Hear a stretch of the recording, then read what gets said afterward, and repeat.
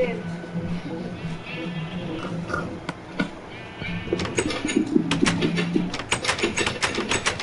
Okay, hey guys, it's Rocket here, but once again another video today we're going to be joined by... This game, we're going to be playing a map, and it's made by Yaya2Train. I'm that kid. Thank you. Yep. Hope you have a fun time. Blues, no flying. G, flying, probably. No breaking blocks. 20L for some reason. And a YouTube channel is boy. Yeah, I should just. Okay, where are you, James? Yeah. Come on, the parkour starts right here. Okay, so what are we doing? We're just jumping. Jumping? Yes. That's stupid. Well, it's fun. Okay, I'm jumping. Okay, 1. So this is only half of it. Where are you? Where the light is. If you fall, you have to start at the beginning. So where this sign is that where you start from 1. If you fall, you have to go back to the beginning. Oh my god. Why do I have a yellow wall? Okay, this could be my yellow wall. Oh, you actually did. Wait, you did. Did you fall? Oh, I'm lagging. Oh, this is hard jump actually. What? Oh my god. My dude just went. My dude's doing the same thing. One of us. Oh my god. You just put a random sign. Don't do it. Oh, James, what did you do? Or whatever, just put that like that. Boom. Where is that?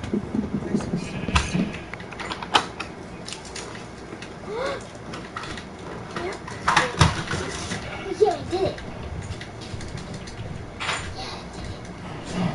This is so hard. What the heck is this?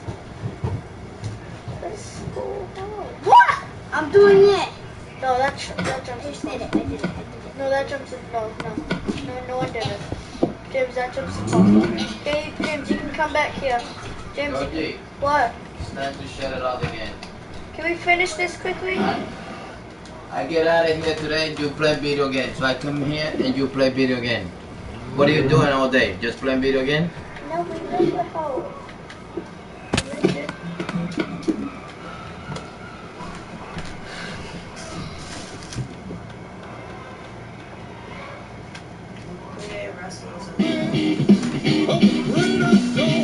Is that in the way? I don't know if it's okay. You're using a different bait. You little.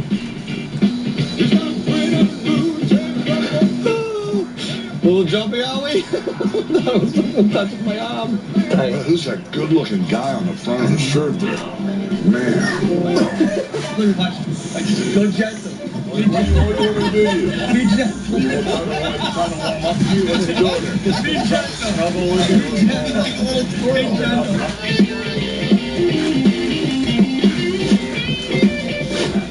Walker City Lures available at Aubuchon Hardware.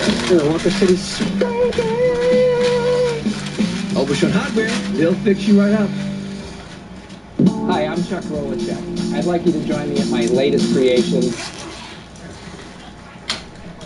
The Cardinals and the Dodgers, I bumped into some of the family members of Corey Seager, and they told me that, you know, you're related to the Seager brothers. So today I walked up to Kyle and I said, have you ever heard about this, that you and I are related? And he goes, yeah, I started hearing about that back when I was a teenager. On his father's side, he thinks that we have a great-great-grandfather, grandmother that we both stem from. So, yeah, we're family. So the athletic genes swerved off to their side, though, right? At some point, is that what you're saying? See, I also anticipated that you would say something like that, and I said that to Kyle, and he said, yeah, that's probably the same split between Kyle and Corey, myself and Corey. He said something happened there as well. Although I heard Kyle could write a mean term paper back in the day. Oh, he can blow. We haven't seen Buster swing. I mean, we don't know. Yep. Maybe the pen was just better than the bat. Buster does brag about his wiffle ball prowess. I think And it is that time of year. The family's got 38 combined home runs this year. Yeah, I love that. He was supposed to invite us out to the house to show off those wiffle ball skills. That's At some point this summer, we're still waiting. waiting. The invitation. So guys, I asked Kyle, I said, Kyle, I've known you for a while. Why didn't you mention that? And he goes, I didn't want to bother you with it. You had no such issues with bothering him about. Heck no. It's on my business card. Seager grounds out 2 down. In all seriousness, Kyle's got 20 homers. Corey hit his 18th today. They're on the verge of becoming the 7th brother combination to hit 20 or more home runs in the same season. Only one pair of brothers has ever done it twice. And those would be the Boones. Look at that. Look at that fake surprise face. You have that on the Snoop cam? Can you run that back? Hey, I was really excited to read that in the notes. I'm sure you were. You and Brett twice each hit 20 or more home runs in the season. You're the only brother combo ever to do that. I have a feeling the Seagers are going to blow through that. Yeah, I think you got about a year, maybe 2 to milk that. Yeah. I mean, the Seagers only. Let's get that together. Yeah. It's hyphenated. The Seager only. Where's Thanksgiving going to be, Buster? You guys going to Kyle's or Corey's? I'm not allowed to reveal that. It's a family secret. And will be kept a family secret from you. That'd be great, though. Well, what do you say? Congratulate. I don't know what to say to Buster. He's been so happy about this all day. Yeah. Even happier than usual at the morning meeting today. 2-1 the count on Gutierrez.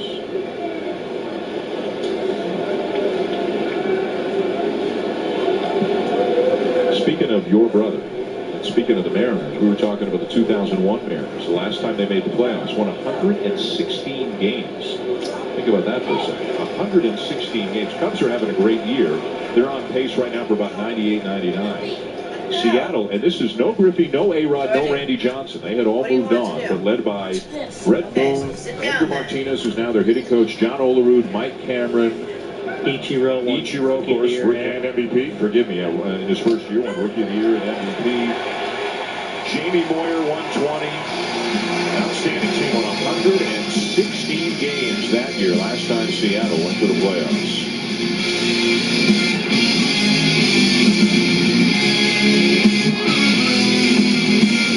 You have a vision. It's behind everything you do, even when you least expect it. It comes through. You know what you want, and we can help make it real. You need choices?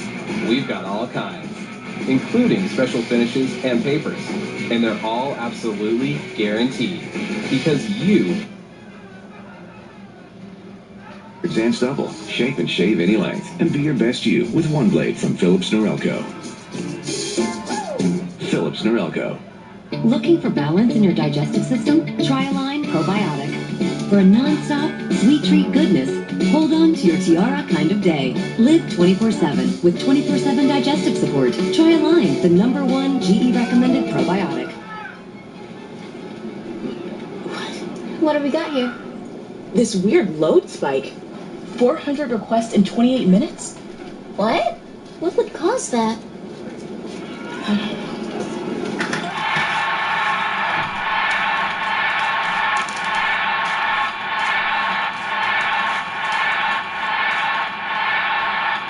Software and application monitoring made easy. New Relic, how MLB manages performance.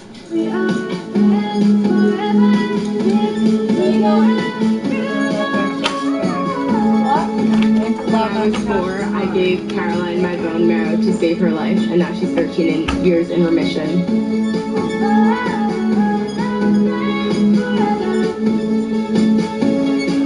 In the fight against cancer, we all have reasons to stand up for someone. This summer, dine out using your MasterCard, and you can help support Stand Up to Cancer. One precious cent at a time, up to $4 million.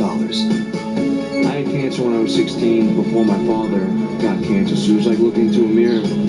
I stand up for my dad.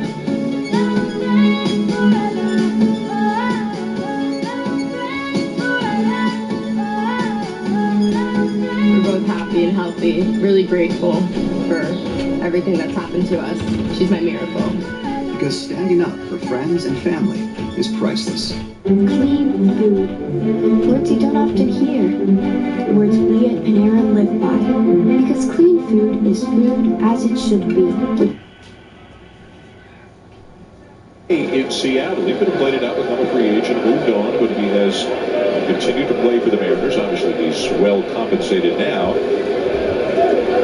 Once he got through the first few years in the majors, and he's been one of the best. However you want to slice the numbers, he comes out as one of the best since he showed up in the majors back in 2005. Chatting with him yesterday, I asked him, what do you remember most about being 19 coming up in the majors? And he smiled so big and said 98, referring to his miles per hour. And just think about his own evolution. You see it a lot when you see that velocity dip down and guys figure out how to pitch, but he's like, all I had to do was just throw. I was a flamethrower, just blew it by guys, didn't have to think. And now how much he's evolved. And even tonight, watching him with his changeup, his curveball, commanding a lot of his pitches until this walk. Well, let's take a look at some of his strikeouts on the night. When he got in trouble in that first inning, he locates a perfect sinking fastball down the way. Then a perfectly located fastball to Zobrist. And then that changeup. The bottom falls out. A friendly call away. Oh, you want to go to a different quadrant? Let me attack you up. But then always coming back to that changeup where the bottom just falls out. One of the great weapons in the sport. And what got off to a rocky start for Hernandez has turned into a really strong night for him. Just the question now, how deep can he get into this game? Miguel Montero will bat in the pitcher spot for Edwards. Edwards, 2 innings, faced 6 batters, struck out 5 of them. And the Cubs do anything against Hernandez to get him back into this game. Edwards was outstanding. Yeah, that's the top of the order. The one guy that did put in play was just a weak rollover by Seager to first base. So Edwards certainly did his job tonight. And there is the longtime outstanding closer back in the big leagues, and Joe Nathan getting ready to enter this game.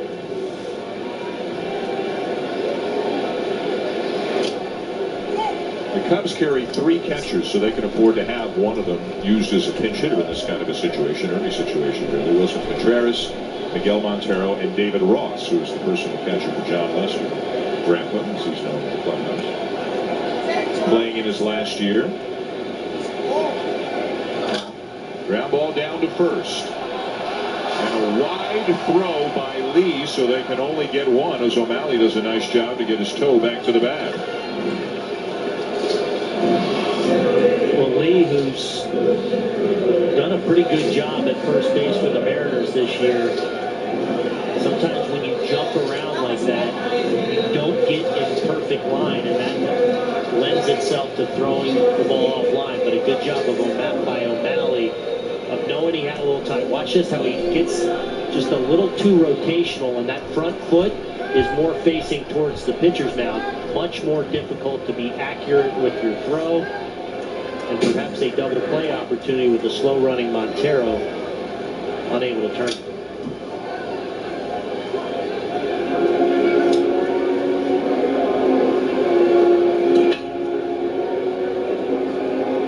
Here's Dexter Fowler. He has walked and reached on an error. How different would things be for the Cubs if Fowler had not come back to Chicago? Remember, he was right on the verge, it sounded like, of signing a 3-year deal with Baltimore. And then at the last minute changed his mind and signed a 1-year deal with the Cubs. So he's obviously their leadoff hitter when he's in there. Missed some time with an injury, but he's their leadoff hitter.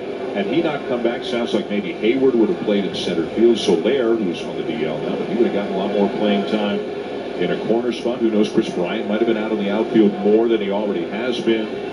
Fowler gets a ton of credit for kick-starting the offense that we saw for the Cubs early on. I mean, he was a huge part of that. You could not get him out. And yes, there's a whole lineup of guys who were challenging and did a lot of things right. But I think a big part of that was Dexter Fowler early. And one of the things that doesn't get talked about enough for the Cubs is how great their defense has been this year. And by Fowler coming back, having a real center fielder there, now Hayward can go play his normal great right field.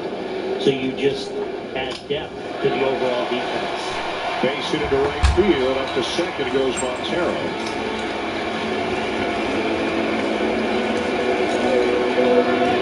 Bid now to get your very own 2016 MLB Home Run Derby David Ortiz autographed jersey. And proceeds are donated to the Baseball Assistance Team, whose primary goal is to help members of the baseball family in need. Don't miss your chance to win this jersey. Go to MLB.com/bat today. The Cubs are on a streak they don't want to be on right now. Going back to yesterday, the last 7 times they've come to the plate with a runner in scoring position, they have struck out. Brian hits it hard with foul. And now you're in a position with your big boppers coming up. Felix in trouble again with his pitch count rising now at 84. So, you know, at best it's probably another, maybe the 6th inning. But if you can get one big hit here, you change what's been kind of a ho-hum, looking like Seattle cruising to victory. This explosive Cub offense with their power can climb back into it and maybe get Hernandez out in the middle innings and a chance to jump on some of the underbelly of the Mariners bullpen. Service, the manager, looking on 85 pitches for Hernandez with 1 out here in the 5th inning.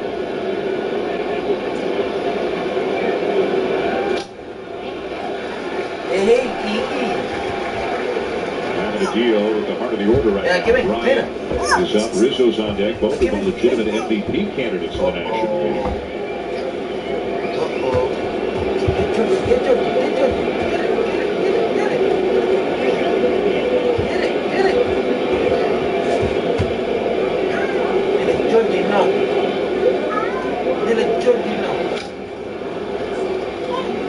Great adjustment. He went back to the changeup, but one thing Brian's done all night is he's done a really nice job of laying off the pitches down and out of the strike zone and that changeup. So what does Hernandez do? 2-1 count instead of just giving in with the fastball. And instead of throwing his changeup where he normally throws it at the bottom and breaks it down and out, he starts it a little bit higher and breaks it to the bottom of the strike zone. No!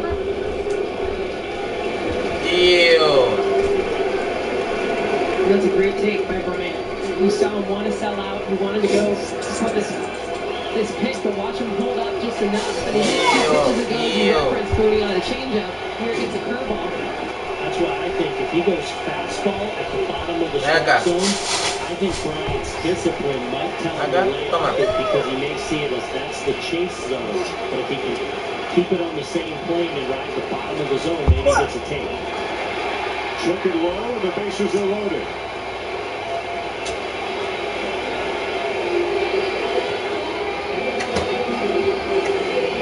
Fourth walk surrendered tonight by Hernandez. And Anthony Rizzo is coming up. Time now for Bringing It Home, brought to you by Quicken Loans. Anthony Rizzo's been bringing runners home about as well as anybody. 79 RBIs already on the season, leads the majors with 14-game winning RBIs so far this year. A strikeout and a flyout tonight. He can change the tenor of this game with one swing of the bat.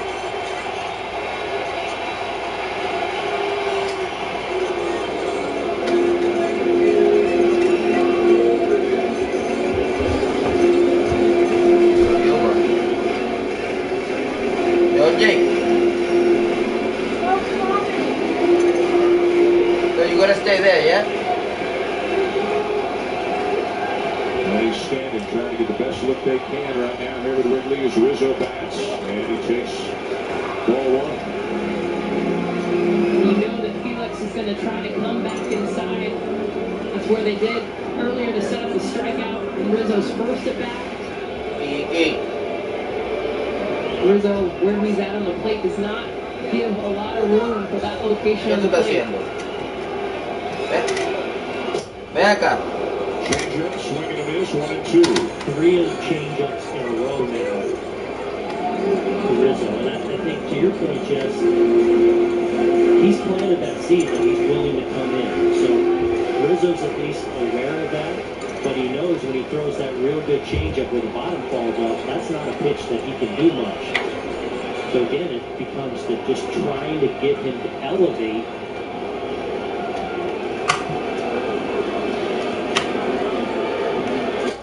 And a fastball on the inner half freezes up for strike 3. And that was the pitch. He set it up so perfectly with those 3 change-ups away. And even though Rizzo was aware of the fact that he could come back inside, he painted that inside pitch, and it was all about him locating early on in this at-bat and being able to find that change-up, locate it off of where Rizzo was looking fastball away. Get that change-up and watch the location. Mira. Be able to come in right, which is black. Hey, ya. He gets it any more inside. Y Maya, ya. Hit him. Such a nice sequence. Con la night.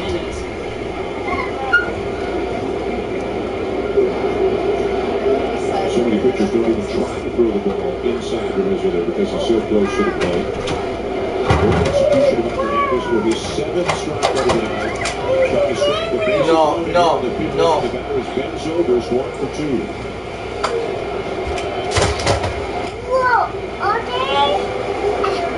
Y Maya no.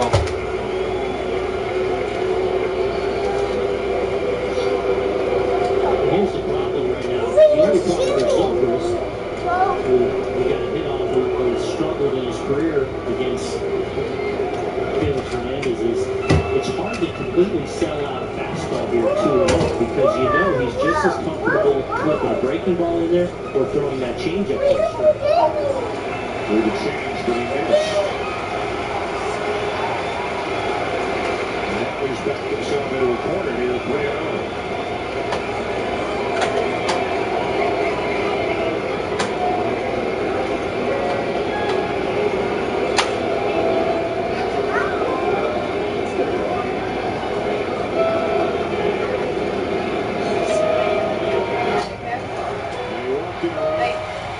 Comes on the board and trailing 6-1.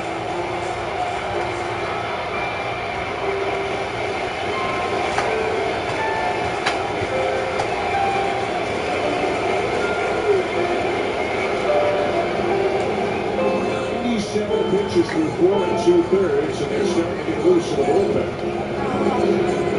Put that number in context, guys. Most of the starts this year started at 99, 106 pitches. Over 110 pitches. His 3rd start since coming off the DL, and his 7 weeks with a calf injury. He's not been very hittable tonight, but he's certainly not typical Felix Hernandez command. As you can see, 5 walks in 4 2/3.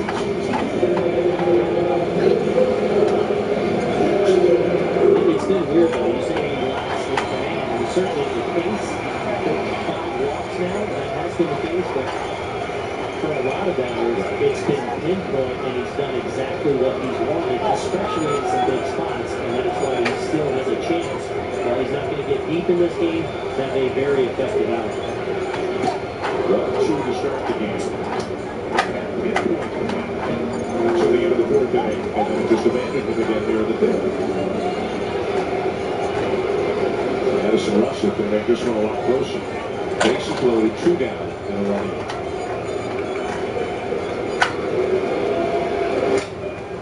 This is one of those areas where Addison Russell has thrived this season. Again, hitting 5th tonight, hitting just 240 on the year, but over 60 RBIs on the season. Here's a look at that grand slam from this past week, showing that real good power, a little fist pump from the young star shortstop. Going to try to cut in that lead. And another run will come home.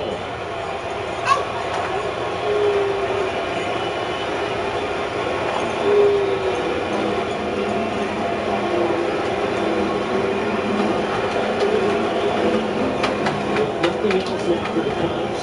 You've almost assured yourself that King Felix is going to be out of this game through 5 innings.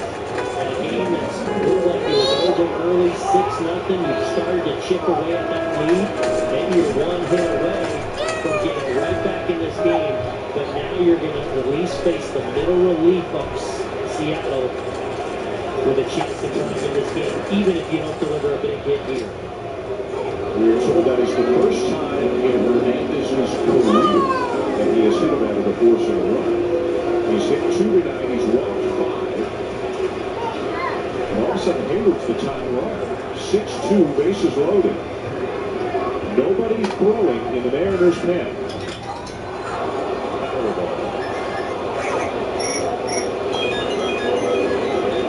They're on high alert, but nobody's up yet.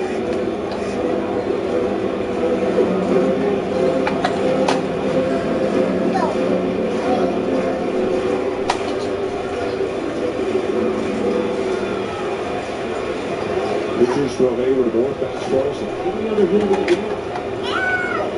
Struggling this year with a 229 average, and Hernandez strikes him out. Hayward slams down the back of the helmet in frustration as the inning is over. Maybe the end of the line for the Kings. 6-2 Seattle at the end of 5. They went there. What was the score? You singing, Tim? I am Sebastian Hartwell, brewmaster, risk taking. I sold everything I had to own a brewery. You might have heard it. You've been playing video games or watching TV?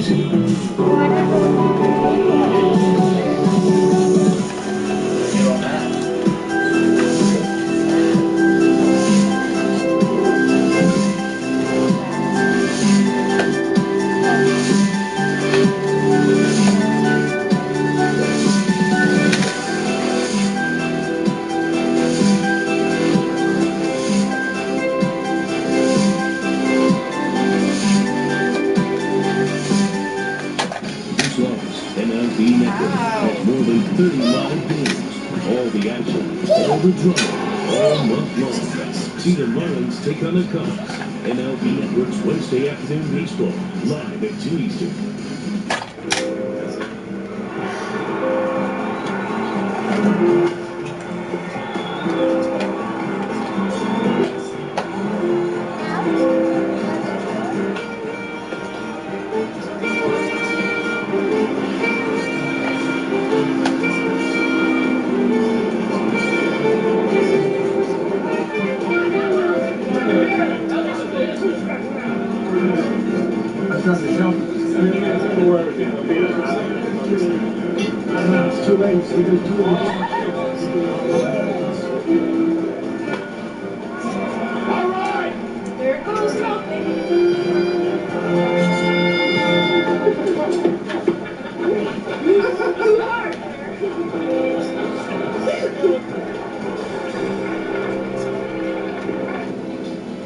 Alex is making the whole situation impossible to predict. Only more difficult. Odds will make it more interesting, but he won't make the difference.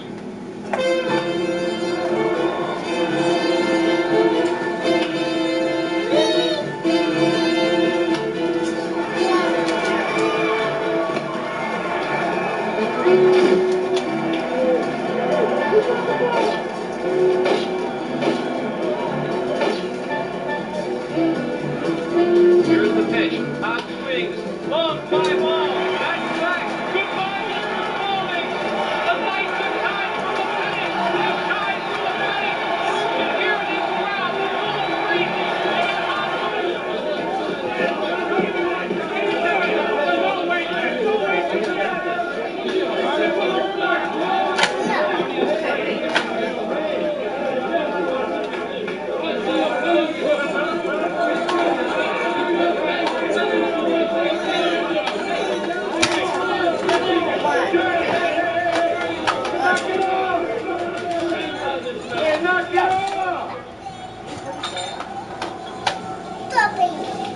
We know the guys will play this is over.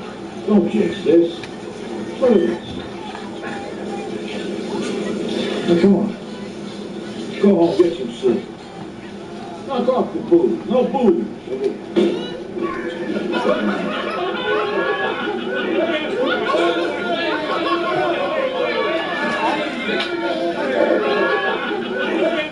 Hold on, no. Let me get up. Yeah, keep my hold on. I'm sorry, but there's no answer. Would you place your call again later? Okay, thanks. So it comes down to this. The Knights simply have to win one of their final 3 games against the Philadelphia Phillies. Mercy. In the World Series. That's going to wrap it up here for this post-game show. I'll be right over to pick them up. And the Oakland Athletics about Josh Reddick, who generally speaking is perceived to be the best available outfielder right now. 2-2 the count on Dae-Ho Lee. What about Tampa Bay, Buster? Not necessarily Archer, but also Moore and Odorizzi. Any of those guys going to go anywhere, you think? Well, and they have heard so much from teams about all their starting pitching. So many of them actually have great team-friendly contracts. There's some conversation that maybe the Cubs, because they need to have controllable pitchers for those years after John Lackey leaves, after Jake Arrieta perhaps leaves, that they could pluck one of the Tampa Bay Rays pitchers sometime between now and 4 o'clock tomorrow. They got 5 pretty good starters right now. Really good starters. But, strong. Always try to get stronger. I wonder if St. Louis will make another move in the bullpen. They picked up Zach Duke. Will they go after maybe a right-handed reliever towards the back end of that bullpen? Sun 1-0 is the closer right now. Tricky play because of the bullpen situation down the line here. And Anthony Rizzo's obviously very familiar with it, but that's an awfully tough play. Well, I think he thought it was further than it was, and he really just got on his horse thinking, I'm going to need to make a great over-the-shoulder catch. Well, he ends up overrunning it and just kind of losing track of where he is, where the ball is. It falls foul. Where did that thing go? Oh, man. So a full count on Lee, who's walked and homered. And takes ball 4. Will the trades made now pay off in October? Join MLB Network for all the news, deals, and buzz. The 2016 MLB trade deadline coverage continues down to the wire through Monday on MLB Network. The San Francisco Giants are a very interesting team. What they may do, they've gotten Hunter Pence back to play the last couple of days. You can be by They still look for yourself. another outfielder. Will they look for somebody in the bullpen? You cannot be by yourself. Bullpen, Dan. They have been all over the bullpen market, and they are like the people or a person left standing in a game of musical chairs. Closers have come off the board, and they didn't get one. Right. Maybe don't have quite the system, don't have quite the prospects. Especially with some of the other teams we're talking about, the Texas, Dodgers, and the Cubs, and all these teams have had some pretty good depth from which to make trades. That's not necessarily the case with the Giants. Mike Zunino is the batter.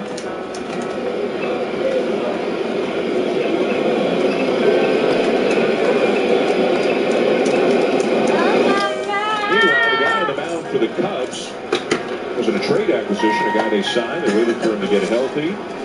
And here's Joe Nathan, 41 years of age, 377 career saves.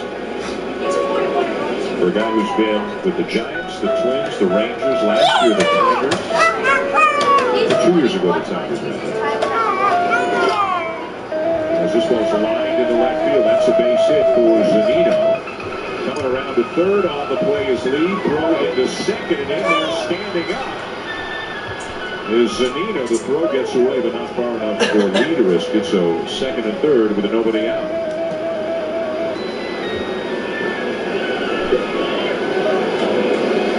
Well, this is one of the good stories here for the Cubs of late. Joe Nathan, as you highlighted, such a great career as a major league closer, and at 41 years of age, having another injury, but I think he likes to pitch, you think he likes to compete. He's made plenty of money in his career, received plenty of accolades and great personal accomplishments, played on so many great teams, especially with the, think of the Minnesota Twins, where he was a great closer for them. But still fighting his way back to the big leagues.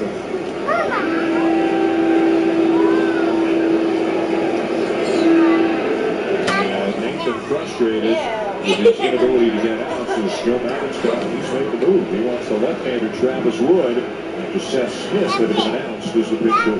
Georgie, stop it, please. do everything well, This clean was like, it adds this other level of clean to it. it just kind of like got everything clean. And they have a point. And you have a collection. Is Kevin Durant with them? The Golden State? John Ball. Kevin Durant With the with ball Golden up by State? one. Taps it off the turn. Oklahoma City, a 55-game winner during the regular season. Here's Wait, why do I see 35 on?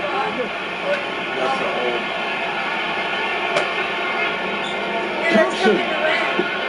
Huh? Kevin Durant. Yeah, that's all. He's going to have a proper grip on the ball as he got it off. Doesn't take much time for Curry and Thompson. Once the ball is lifted in, bad shot that KD thought he was fouled. Barnes off that lead one hopper. Wisely threw it back with Adams alongside. Here's Green with a deep three.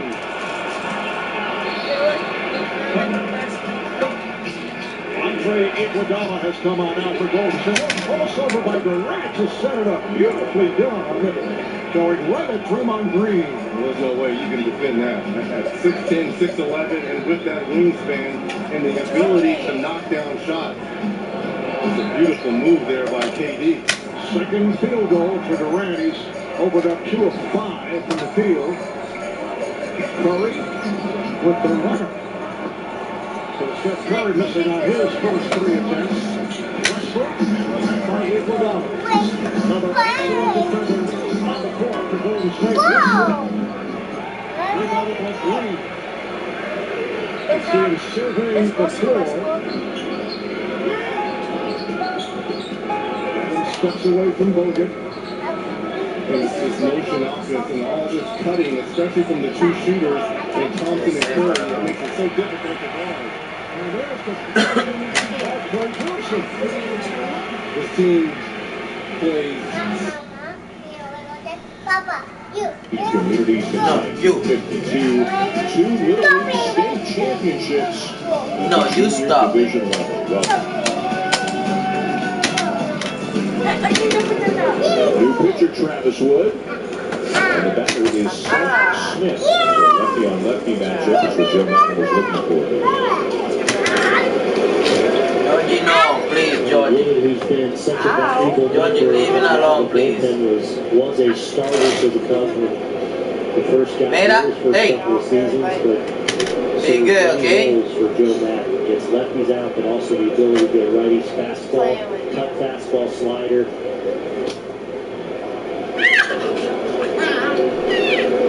Seth Smith, who one of those platoon players we talked about, 0 for 6 in his career against Wood, hitting under 200 against lefties, but does wear out right-handed pitching. One of those guys that provided a lot of power in a platoon situation for the Mariners this season. Now, whenever I talk to you about Seth Smith, there's a handful of guys around baseball, and you always describe them as a professional hitter. One of your favorite phrases. What do you mean when you describe Seth Smith as professional? I just think someone that you know exactly what you're going to get. He's been rock solid. Platoon player, yes, so he's not been able to play every day or really a guy that's going to provide some power, give you quality at bats against right-handed pitching, and provide 1/2 or 2/3 as a left-handed hitter of what is usually an outstanding platoon and an absolute asset for a club. 2-2 the count. Second and third, nobody out. Who else is in your this club? You like it more than I do like it. Well, I know a guy you always used to describe as a professional hitter, and he's a different kind of hitter than Seth Smith, but you always had Matt Stairs in the end. He's a professional. Well, that's because I said Are you calling it professional? Are you totally calling it Because we've had this conversation many times. Matt Stairs he was famously called professional hitter, Matt Stairs. Is that how he talks too? That's how he talks. That's Yeah. professional hitter.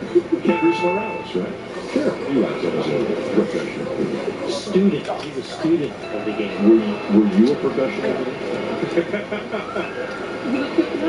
By definition of No, you know that's wrong. You know what I think I've gotten about as much. I've exhausted this topic. I'm completely satisfied. Corey Seager's a professional hitter, guys. Look at anytime Ray's No, Seager and no game right now, it's And by Seager, probably you mean only Seager. 2-2 to count on Smith. Scott Service talking about the identity of the team and wanted to get back to his players controlling the strike zone. Seth Smith is that guy there. Yeah, and Scott Service was talking about, every team tends to have an identity, especially some of the really good teams. He just really has made it a point. We are going to control the strike zone, understand the strike zone. And that, he put that, it doesn't mean we're going to necessarily draw a lot of walks or every player is going to be a guy that walks, but understand that we're trying to work to a good hitter's count. And he feels like the more good hitters counts you can get in, and you do that by grinding, by understanding the strike zone, the more opportunities at impact and or power at bats, which with this team has absolutely run through with all their home runs they put this year. He's worked the count full against Wood.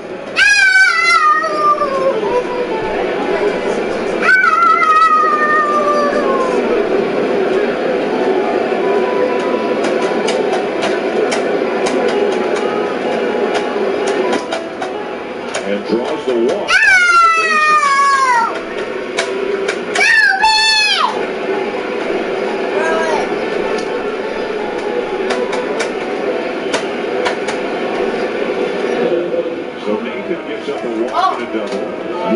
His first batter. Now the bases are loaded with nobody out. The leadoff man, Sean O'Malley, who's 1 for 3.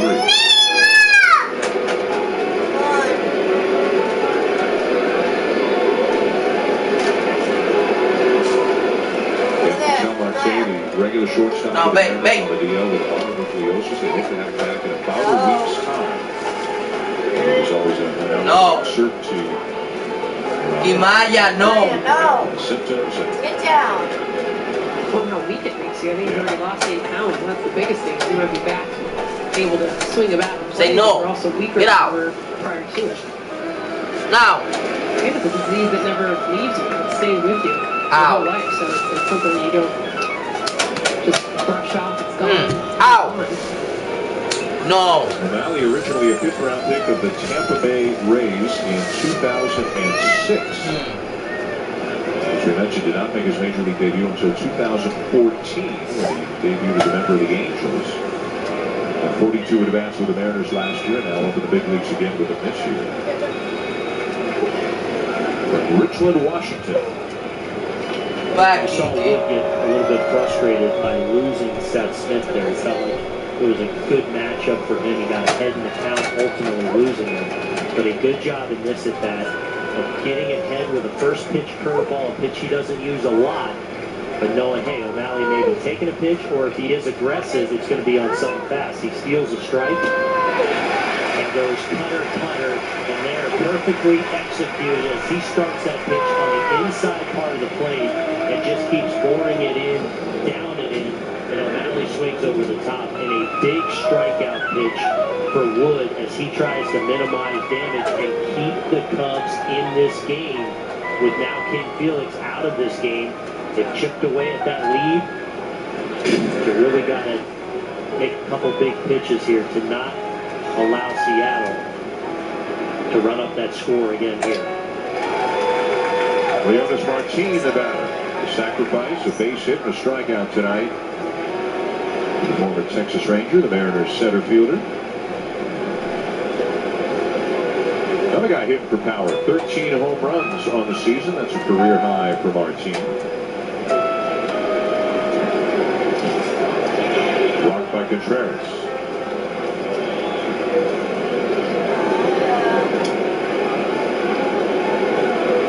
Not too many teams carrying 3 catchers, but in part it's the versatility of guys like Baez, we haven't mentioned tonight, Javier Baez, Chris Bryant, Ben Zobrist.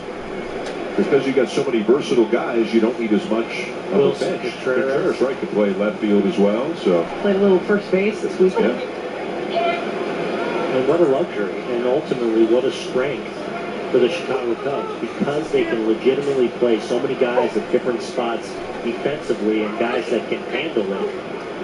There's so many moving parts, and it allows Joe Madden and the Cubs to, on a nightly basis, really exploit different matchups. Because they have so many moving parts, they can match up maybe what lines up best defensively behind one of their pitchers, or maybe a matchup that they like from one of their hitters against the opposing pitcher.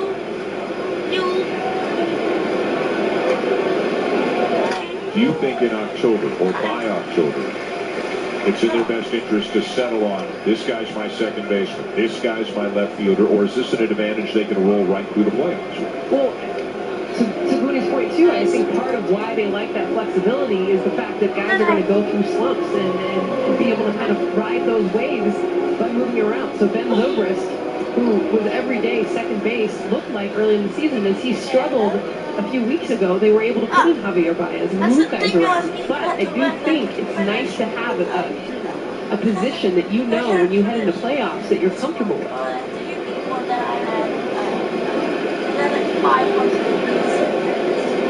I should have seen that way. Strike three call.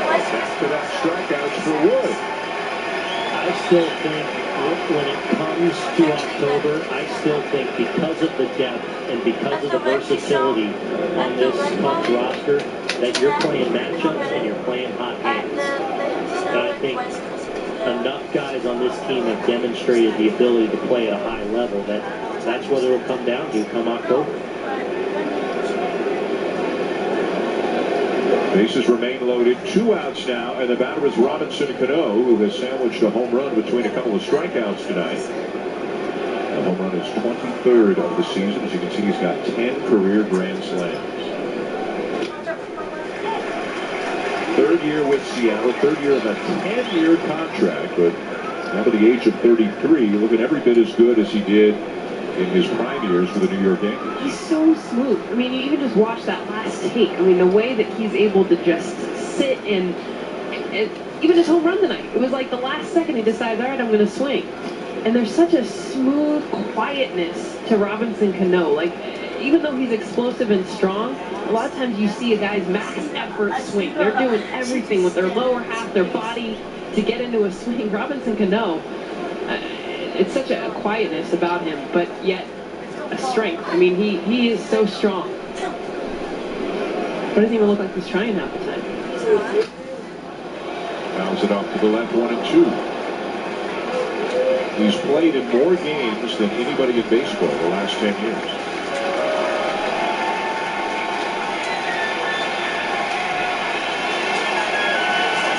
On their feet at Wrigley, trying to help Travis Wood get out of what it was a bases loaded, nobody out there. He struck out O'Malley. He struck out Martine. 1-2 on Cano.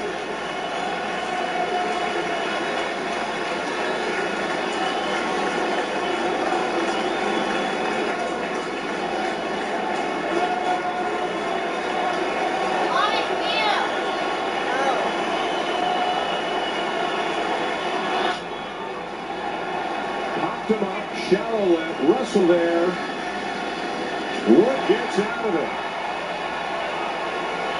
The Mariners lead him loaded. Cubs coming up down 6-2. Jess Mendoza talks in it with Chris Bryant when we come back.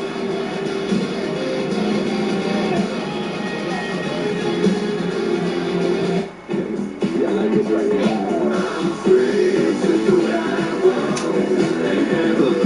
Sales event is on, and 0 for 72 is back on 2016 Ford Focus, Fusion, and Escape.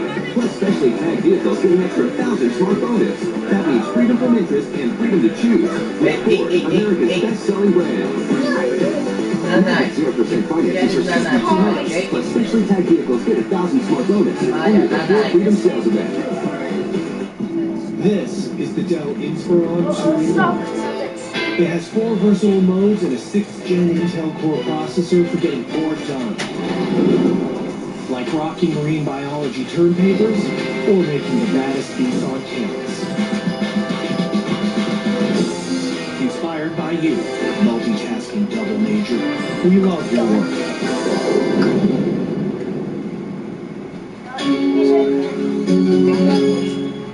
Leinie Kugel Summer Shandy is the perfect balance of German-style Weiss beer and natural lemonade flavor.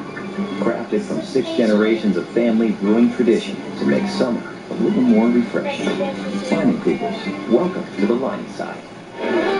Back at Wrigley, where they're having some fun tonight here in Chicago. The Cubs coming up at the bottom of the 6th, trailing 6-2 before the game today. Jess Mendoza went one-on-one with Chris Bryant.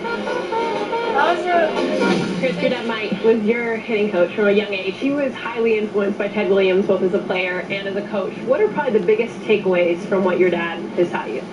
Yeah, well, for me, the biggest thing was hit the ball in the air. And he kind of taught me that ever since I can remember. It was always hit the ball in the air. One of our things, I wanted to hit a home run when I was super young. I hit it, my first one when I was 8, and you know, too often back then in Little League, it was always hit the ball on the ground. They're not going to make the play because, you know, when you're younger, your skills aren't where they're going to be when you're older. So all the coaches, you get on first base, and that's kind of just what they wanted you to do. But for me, I've always wanted to hit the ball in the air, and I think that's kind of something that got me to where I am today. Take me to your like your MC, like pregame, something you might think about, like, all right, try to hit the ball in the air, like what would your setup be like to kind of get your skill down? For me, it's for me to hit the ball in the air. You want to be in the zone as long as possible. So it's just back in the zone back here because, you know, I think that helps you take the ball short and being able to stay on the off-speed pitch that's 82 because you get hit that, try to stay in the zone as long as possible. So for me, when I'm on the mound, the pitcher, he's throwing on a downhill angle, so in order to square that up and hit in the air, you kind of have to have a little bit of uppercut. So for me, it's look at the bottom part of the ball, swing up a little bit, hit the ball in the air because, you know, between what the angles and, you know, 6'5" pitcher is going to have even more of an angle coming down. If he's throwing a 12-6 curveball, it's going to be even more, so you have to swing up to hit that ball. And kudos to Mike Bryant for kind of going a little bit against the grain of what young hitters, we talked about 8 years old, kind of hit under the ball. And the second player was more than 25 home runs in the 2 seasons. Think about his game, his body. A lot of hitters naturally do anyway, is get under the ball. They're just tied to get and hitting the ball. Drive going against the grain at a young age.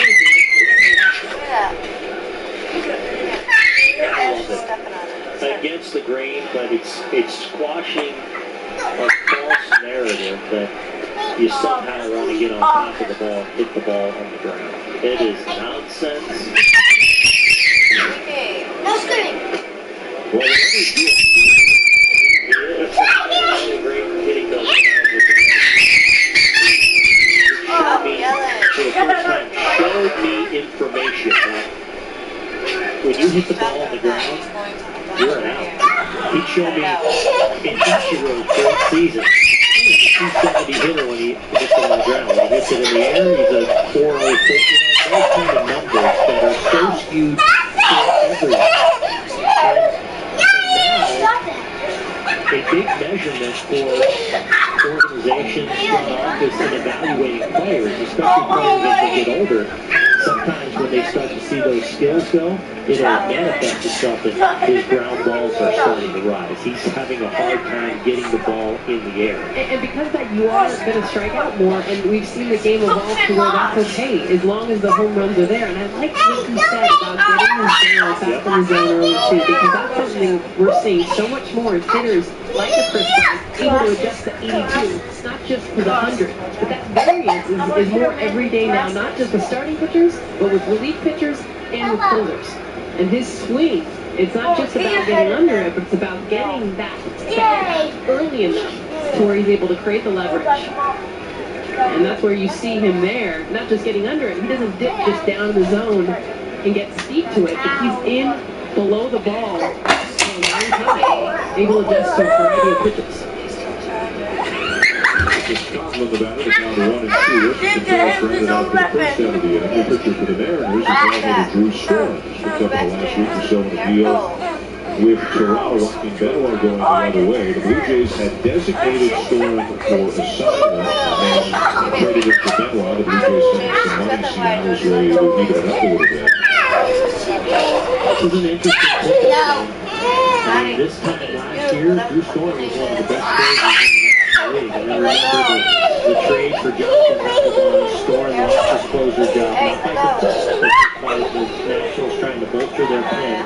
He really melted down and struggled in that role. Went to Toronto, it got away from him this year. I think the Mariners just hoping maybe a change of scenery, maybe getting more guys with him that can kind of refine that form that made him a premier back end of the bullpen pitcher. He went into spring training this year, and the Blue Jays said it's between Storm and Roberto Osuna for the closer's job. It was not Osuna's job going into the spring. Both had good springs, but Osuna got the job. Storm was supposed to be the setup man. So kind of different circumstances, but the same result. He wasn't the closer. And for the most part, Toronto never got off track. The velocity's down a couple of miles per hour, but he was hit often and hard in Toronto. The Mariners hoping a change of scenery might help him as Coughlin comes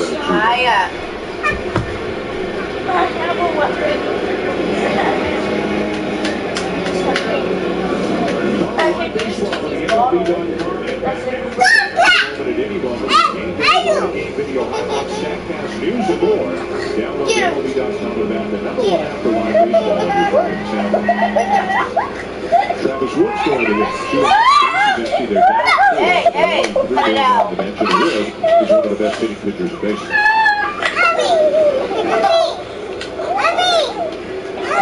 Madison Bumgarner pinch hit. Saw today with the Giants come in. 9 bombs, 478 at bat. It's pretty impressive right there. Would come off the bench and see what more pitchers do. We're supposed to set the standard over there in San Francisco. Looks like it's me. Also, he's getting the pitchers. The commissioner sort of saying mercy. She's a little one-man moment. Gutierrez circles around to make the catch, and at the end, we have 3 down. He missed my smile. 6 Mariners lead 6-2. Gonna get you. Stay used to this.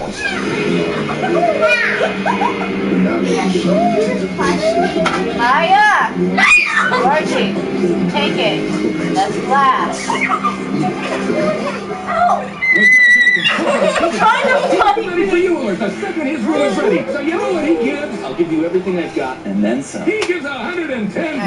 Stop at this 10% to boost your market share. Hear me, Lois? I'm feeling you. Ready for you, Lord. Only at LQ.com. No, you're falling. Okay, Georgie, yeah. Yeah, okay? I spent 20 years. Yeah.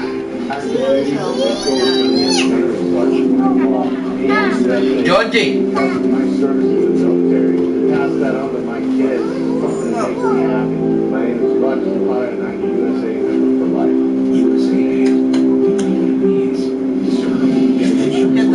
Georgie!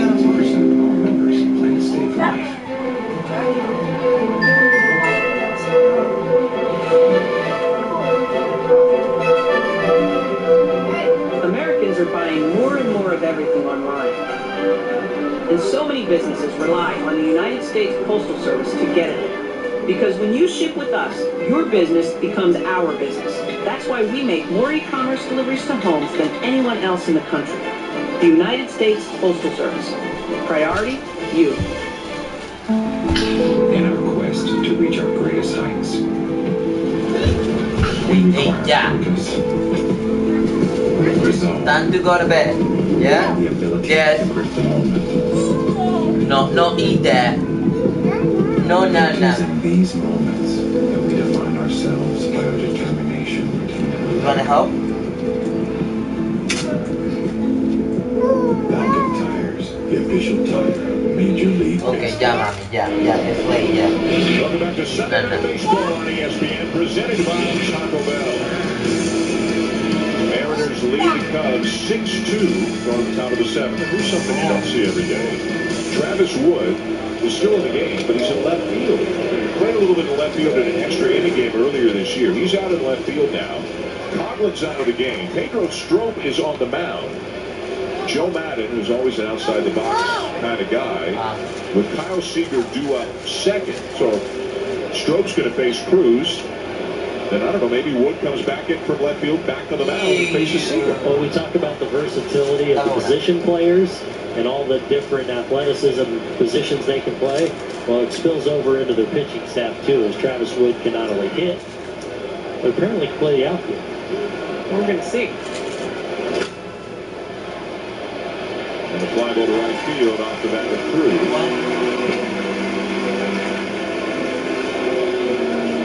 Oh, Wood's not coming in. Well, Pedro Strop has been a very valuable member of the back end of the bullpen, and with the addition of Aroldis Chapman, now that bumps Hector Rondon to more of an eighth inning role, and Pedro Strop, who was more of that eighth inning, seventh inning guy, more of that sixth, seventh inning, but just adding to the depth of what is now a pretty strong bullpen for the Cubs. So why is Matt Caesar not in left field? Is he just saving all of his bench players for what he hopes are RBI opportunities in the next 3 innings? Absolutely. You got Caesar and Baez and your backup catcher now with Ross. So. How excited is Travis Wood to be out in the field? I mean, he's popping his glove. He's like yelling stuff.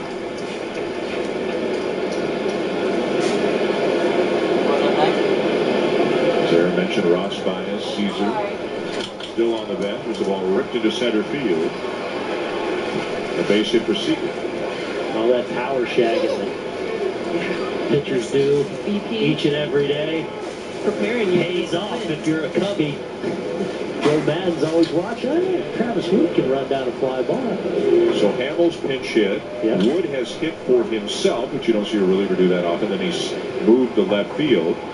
Today, Bumgarner pinch hit for Kane, I believe it was. And then Samardzija ran for Bumgarner. Yeah. Safe to say, I think the starting rotation is for the Cubs has their spikes on. I don't know if Wood's going to have a play on this one. It is caught! He races back to the ivy and made the catch!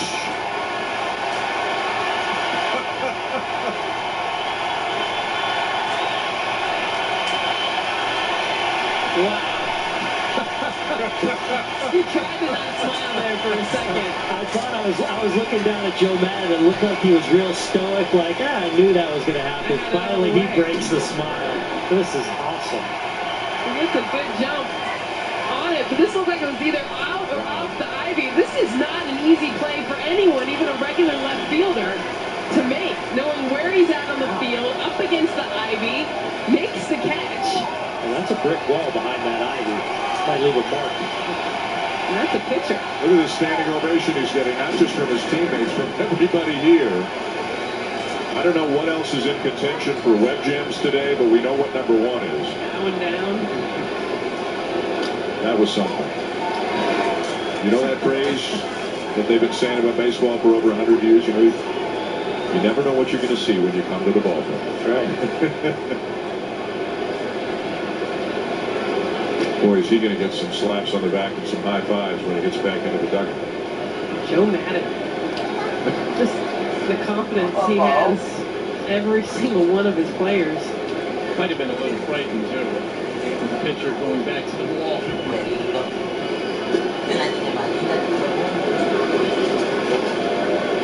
Well, throw Wood into that left field mix for the rest of the season. Add to the versatility. Arrieta, get your shin guards on. Stop.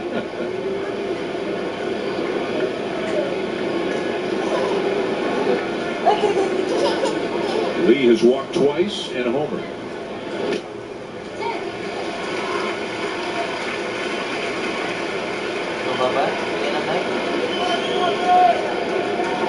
You definitely feel on the Cub team, though, that there's a buy-in, even when they're asked to do something that is not typical.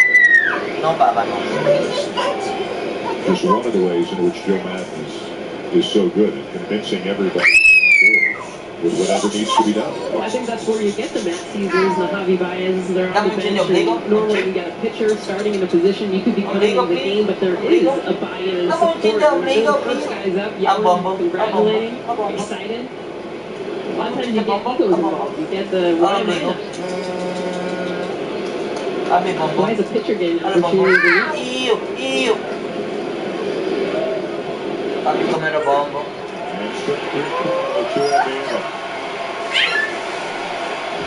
This is one you'll be seeing for a while. Travis Wood, the pitcher in left field, racing back, crashing into the ivy and the brick wall behind it to make a terrific catch. Quite a moment here at Wrigley.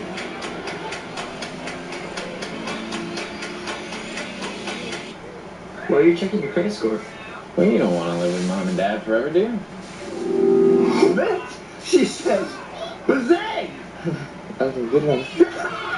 Bazang! Remember? Bazang! Yes! Bazang? How do I check my credit score? Credit Karma. Don't worry, bud. It's free. Credit Karma. Give yourself some credit. Okay, yeah. Let me get you on my level so you never miss a moment, miss a minute, miss a medal. Why settle when you can have it all? Soccer to wrestling, track and field to basketball, fencing the cycling, that beam, the balance beam. All you have to say is show me and boom, it's on the screen. From the bottom of the map to the couch where you at. Show me the latest medal count, Xfinity's where it's at. Welcome to it all. Comcast NBC Universal is proud to bring you coverage of the Rio Olympic Games. Man ripped off the roof of the White House and grabbed the president right out of the Oval Office. Who would have stopped them? The bad guys. What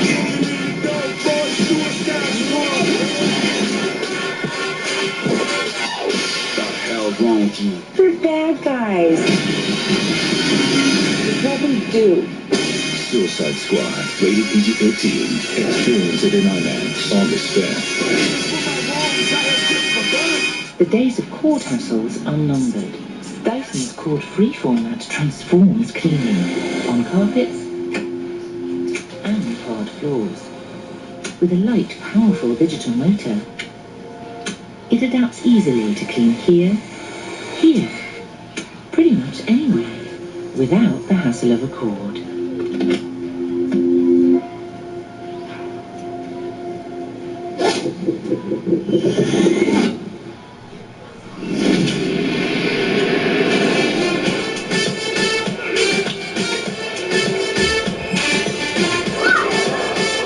Maya.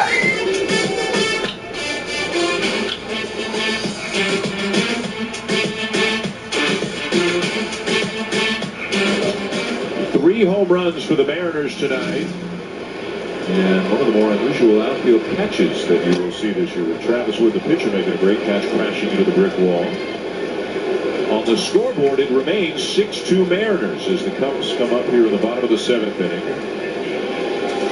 Top of the order, Fowler, Bryant, and Rizzo facing Tom Wilhelmsen, who was with Seattle, was traded to Texas in November. Leonis Martin coming to the Mariners.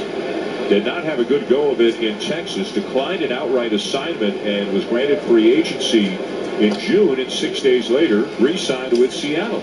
Well, like Drew Storen, this is a guy that's been a closer in his past, a closer for this Seattle Mariner team. So the Mariners hoping a change of scenery and hoping to get him comfortable. And with Storen and possibly Wilhelmsen, they feel like maybe two reclamation projects to a degree that if they can help them regain their form, really give them some interesting pieces and elements to eventually move into the back half of the bullpen. 2-2 to Fowler. Off the glove of Zunino, a little bit low, it's a full count.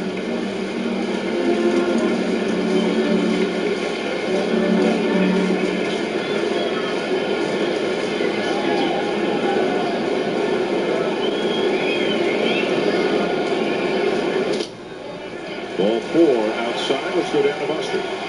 Hey guys, when Travis Wood came back in from the outfield, he's getting high fives from all of his teammates, and they're all excited for him after this amazing catch going against the wall. Now, one of the players who greeted him at the top of the dugout was David Ross, and what he said to him in that moment was, "Hey, hit the cutoff man." And Wood had a quick two-word retort that we cannot repeat. Grandpa Ross. There's Bryant. Bryant, who's hit 1 home run in his last 21 games, does have 26 on the season, tied for second in the National League on a play today.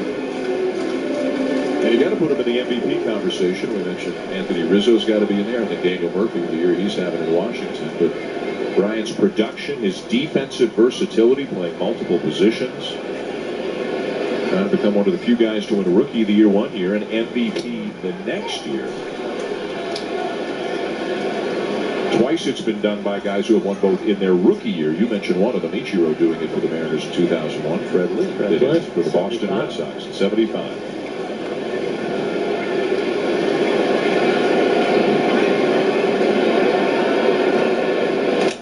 Up and away.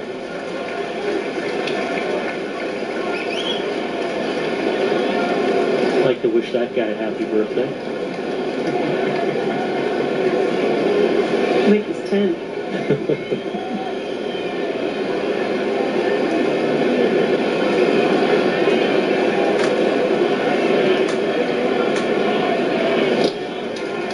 2-2.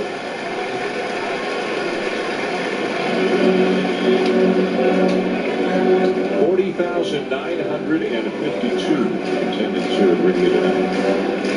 I'm staying home to open the series with the Miami Marlins tomorrow night. Marlins coming off a win over St. Louis today. And Andrew Cashner's Marlins debut. Pitched well, was not involved in the decision. Full count now on Bryant.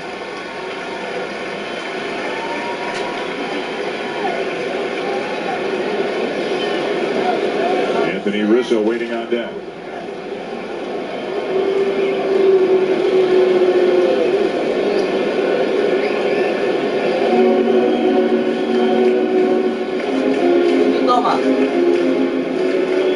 Toma. A lot of room on the right side with Cano playing up the middle and the runner being held on at first. Runner is going. 3-2. Swung on and missed. Throw down. Safe. As Cano tried to swipe him on the way by, but couldn't do it. Credit Fowler with a stolen base. Yeah, good job by Fowler here. Obviously running on 3-2 to try and stay out of the double play and trusting that maybe Ryan can put it in play. Wilhelmsen a little slow to the plate. Fowler doesn't just take it for granted that he's going to put it in play. Make sure he gets a decent jump. And almost a great play there by Cano, catching him on the back. This white tag came real close to make a nice play.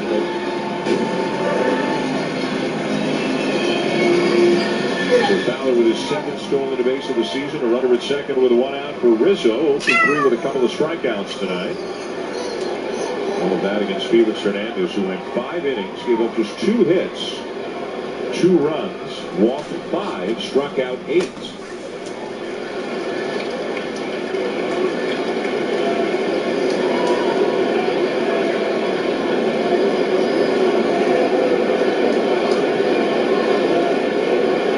Cubs have already left 7 men on tonight. The plate. We've seen Seattle be able to get in on first with Felix. We got a strikeout. Look at the home runs that Rizzo has this season. The location of those pitches. When you look at where Anthony Rizzo gets in the batter's box, those pitches are more almost middle in for him because he's so close to the plate. A lot of pitchers have a tough time of getting into that inner half and not hitting them. Over 40 hit by pitches this season.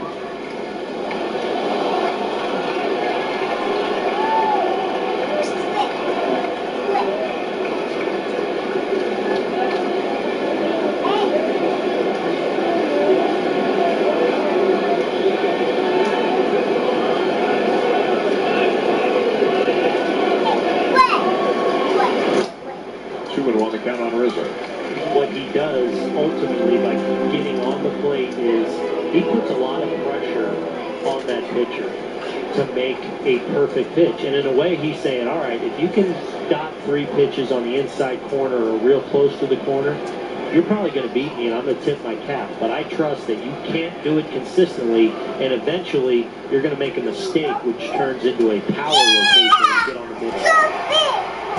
Indeed, right center field.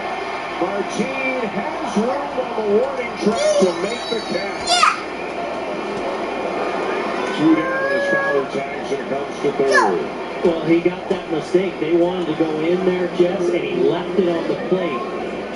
Rizzo gets it, I think, just a little bit off the end of the bat. You see Zunino set up in, and that ball just kind of drifts. Wilhelmsen thinks he got it right away. But that's a changeup. There's good tail on it. I think just enough off the end of the bat, or maybe his contact point was just a little bit too far out in front. See him a little, the off-speed affected him a little bit to not quite get that click. It allows that ball to stay in the ballpark in deep center field. So the Cubs now 0 for 7 with runners in scoring position tonight. 6 strikeouts. That fly ball by Rizzo, the first time they've even made contact with a runner in scoring position in this game tonight. Now there was a bases loaded walk, there was a bases loaded hit by pitch, but in terms of official at-bats, 0 for 7. Hey, no. The batter Ben Zobrist. Para acá.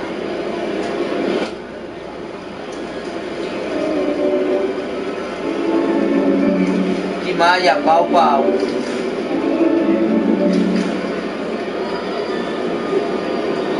Ven acá. Ven, mami, ven. At the knees, 2-1. Woo. Mira, Nani.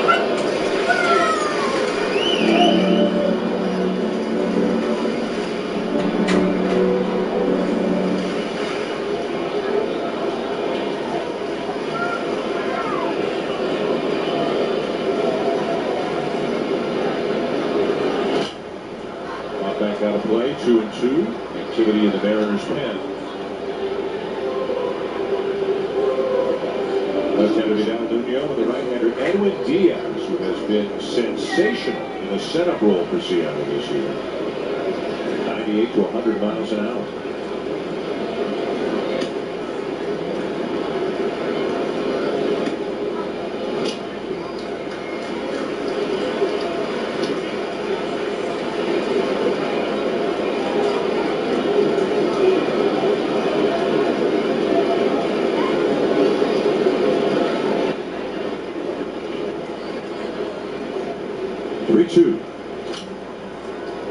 Zobrist spikes it up.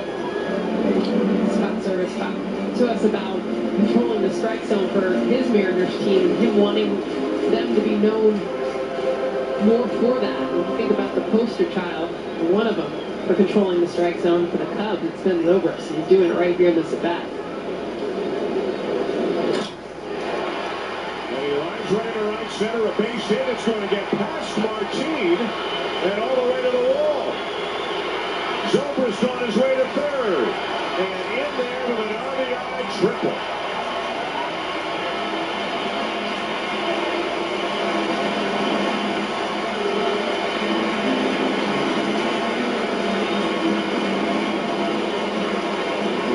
Ben Zobrist works this count. He's looking for a fastball that he can get up in the zone. He found off pitches prior to it. Took enough to get this full count. And Martin, it's the route that he takes to get to this ball. He tries to cut it off, but instead doesn't understand the velocity that this ball has in the gap. Instead of taking a deeper route, he goes straight to it. That's why it gets by him. Allows Zobrist to get all the way around to 3rd for the triple.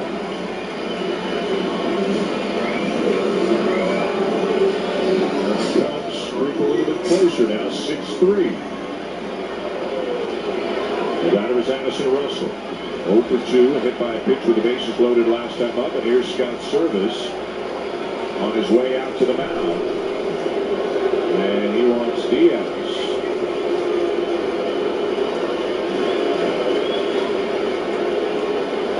Diaz and Russell with an ever-tightening game when we come back to Wrigley.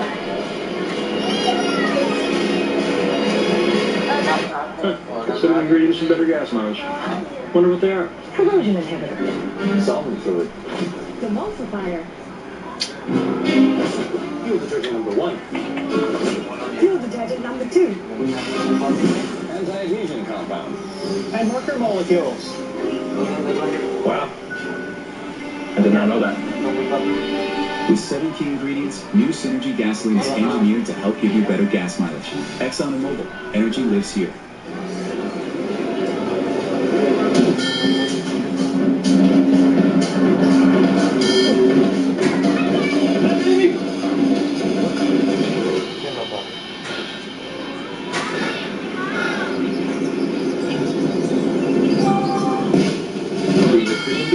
With the new water and shadow-resistant Samsung Galaxy S7 Active. Buy one now and get the Samsung Gear S2 for free, exclusively at AT&T. Happy anniversary dinner, darling. Can this much love be cleaned by a little bit of Dawn Ultra? Oh, yeah. One bottle has the grease-cleaning power of 2 bottles of this bargain brand. A drop of Dawn and grease is gone. Hanes underwear with revolutionary X-Temp technology is designed to respond to your body temperature to help keep you cool. Let's put it to the test. You're up.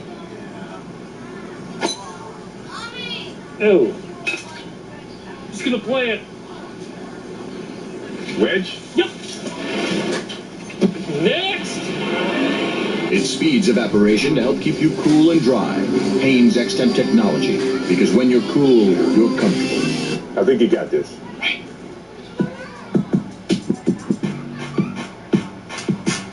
Joe, Flacco, Choco Taco. Wow! Unbelievable! It's a chocolate taco. You ever had one? Wrigleyville, the area surrounding Wrigley Field, where they know how to have fun. Here on the north side of Chicagoville, right into this residential neighborhood. Ballpark over a century old. It's jumping tonight. Cubs are getting closer. They're down 6-3 right now. Ben Zobrist just tripled in a run. He's at third with 2 down.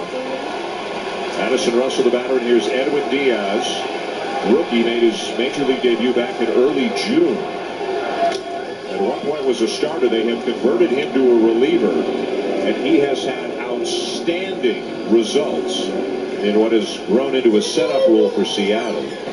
A lot of velocity for this young man. Bring it with you. Of his last 48 outs, guys, 35 of them have been strikeouts. What do you mean I can't handle it? And it's quickly 0-2. Overall, 46 strikeouts, just 7 walks in 23 innings. And you need to go to you need to go to bed. Work of Russell. Inning over. Cubs get a run, but that's it. 6-3 Seattle. Taco Bell's new $5 triple-double crunchwrap box has no sides, but it does come with a Doritos Locos Taco, a Crunchy Taco, and a Baja Blast. The all-new $5 box. All mains, no sides. Only at Taco Bell. Your insurance company won't replace the full value of your totaled new car. The guy says, you picked the wrong insurance plan. No, I picked the wrong insurance company. With new car replacement, we'll replace the full value of your car, plus depreciation. Liberty Mutual Insurance. Welcome to the Apartments.com pre-search facility. I just found a 2-bedroom, 2-bath right in Uptown. Nice. Great. Bingo. Our pre-searchers are working so hard to find you an apartment before you even need one. Hello, Doctor. Then there are pre-searchers. They're finding buildings before they've even been built yet. Those are such great kids. Really. Then there are pre-searchers. Look at this. Those are just babies. That's our nursery, really. Change your apartment. Change the world. Can a car be crafted instead of produced? Designed with attention and care to give a feeling that stays with you. At Mazda, every detail matters because driving matters. The all-new 3-row Mazda CX-9.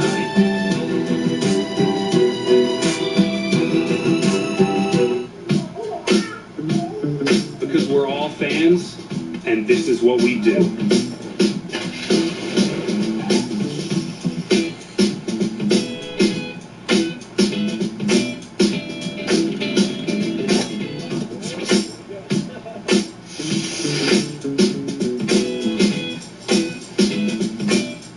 favorite gear. Anything and everything at MLBshop.com.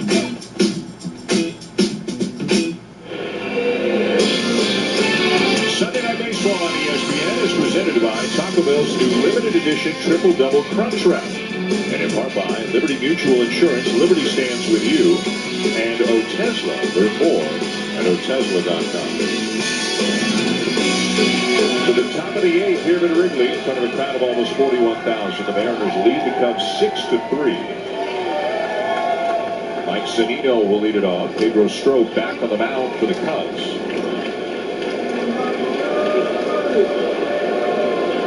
Zunino tonight 1 for 3, doubled his last time up. And let's not lose track of the fact that Travis Wood is still in left field for the Cubs.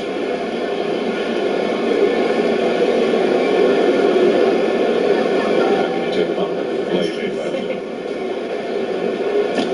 Strop, who will often vary the timing and his delivery, did it there as he misses down the line. Strop, a hard thrower, typically 95 with a 4 and the 2-seam fastball, but throw over 50% sliders. We've seen back-to-back ones to Zunino.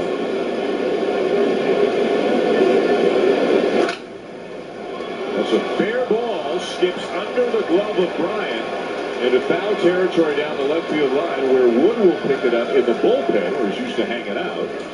Stuff gets it back into the infield, but it's a leadoff double for Zunino. Well, Bryant just short-armed it a little bit. He knew because the ball was not hit hard that he was going to have to get rid of it in a hurry, even though Zunino doesn't run that great. So in his haste to kind of get the ball to his hand, he pulls up a little bit short, and it turns into another double for Zunino. And now here's Edwin Diaz, the pitcher. This is his first career professional at-bat, and he gets the bunt down, throw to third, and out at third is Zunino. Got it down, the Cubs knew it was coming, and Rizzo was right there to make a great throw. I love this play so much.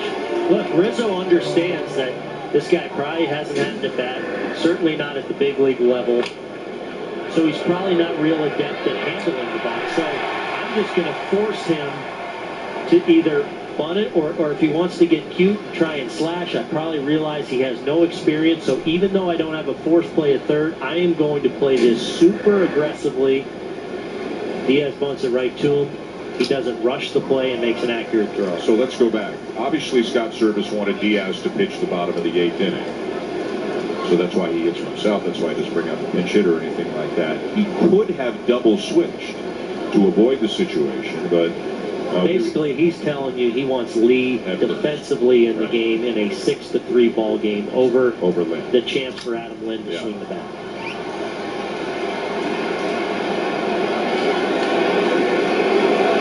How often do you see a game where both teams have relievers get at bats? That doesn't happen. No.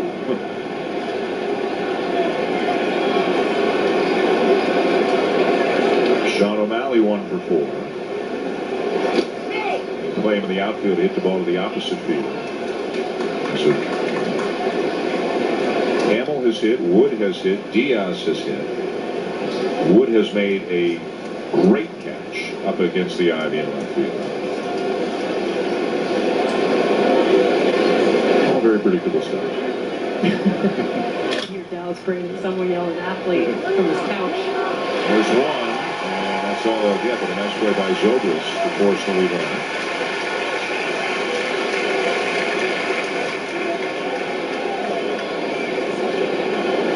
Two down in the inning now. If you missed it an inning ago when Travis Wood was in his first inning out in left field. Look at him look where the ivy is. I mean, that is not easy. You're running full speed. You take your eyes off the ball to see where you're at. You slam against the brick, and you make the catch. I think Dougie Glanville, that play would have made him proud. A little ball there, finding where he is.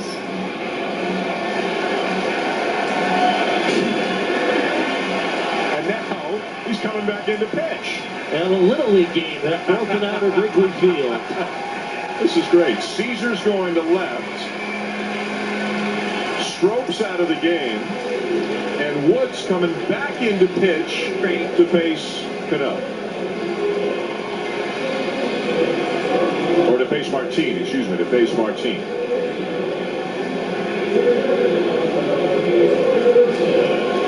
Tell you what, Travis Wood is earning himself a Slurpee at the snack shack after this game. Gonna ride his bike home.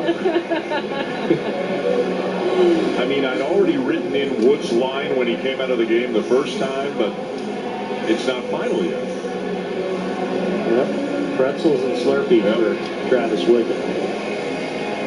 Because when he was pitching, he walked Seth Smith to load the bases in the sixth. The bases were loaded, nobody out. Strikeout, pop-up to get out of that jam. Had a pretty good swing when he came up as a hitter, hit a fly ball to left field, made a great catch out in left, and now in the eighth inning he's back in a pitch. All in day's work for a relief pitcher.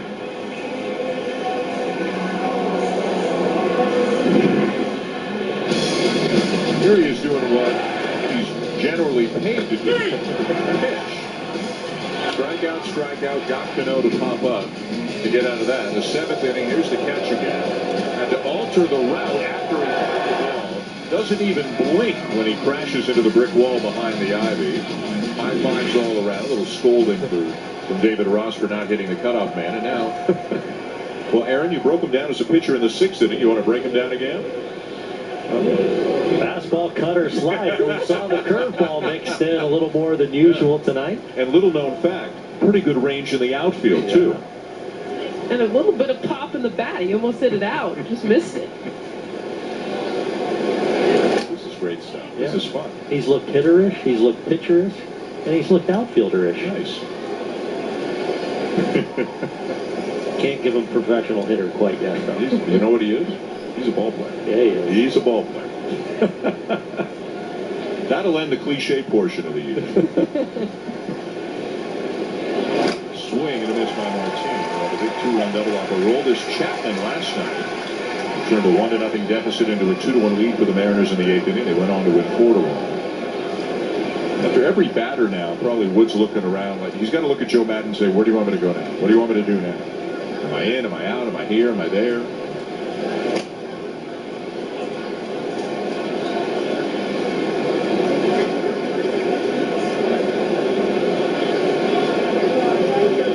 How much time, you think of a rain delay, you don't want your guy to sit down for too long before you bring him back into the game, but Wood hasn't thrown a pitch in like 45 minutes since he was in the first time. He stayed warm, though. He did.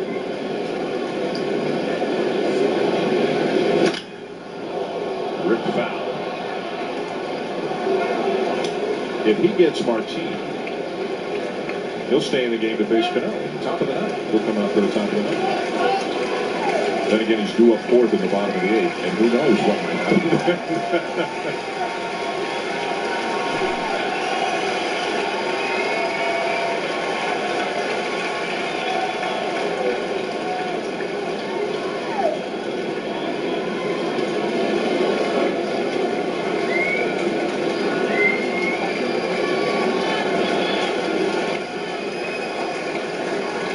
Picks him on. Inning over. It's your night, Travis Wood. Going bottom eight. Wood due up fourth. Don't go anywhere.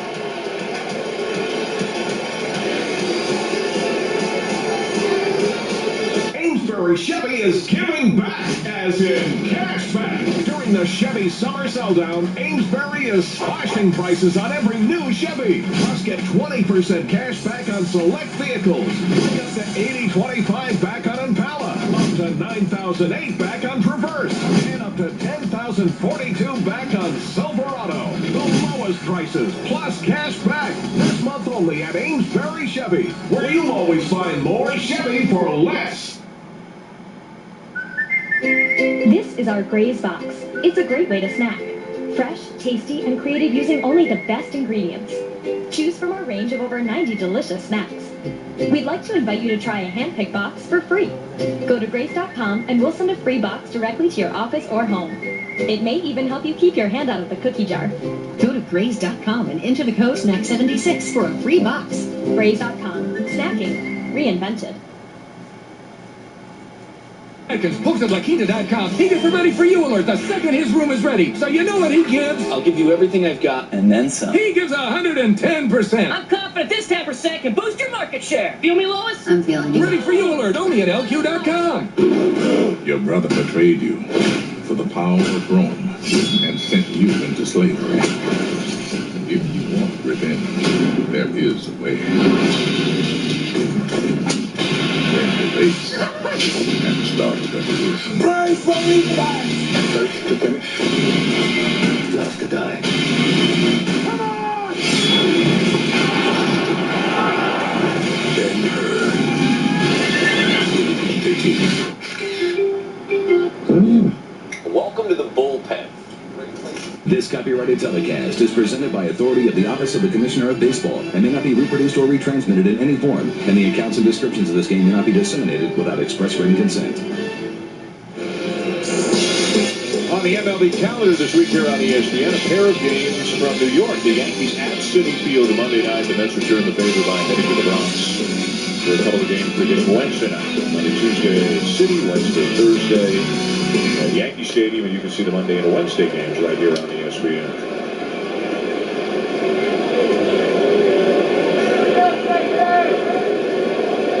Aaron, in your years as a player and broadcaster, Jason Hayward grounds one out to short. How many times have you seen a pitcher pitch, go to another position, and then come back in to pitch again? You're counting them on one hand at best, right? I mean, I think games that I've been a part of, I think zero. Wow.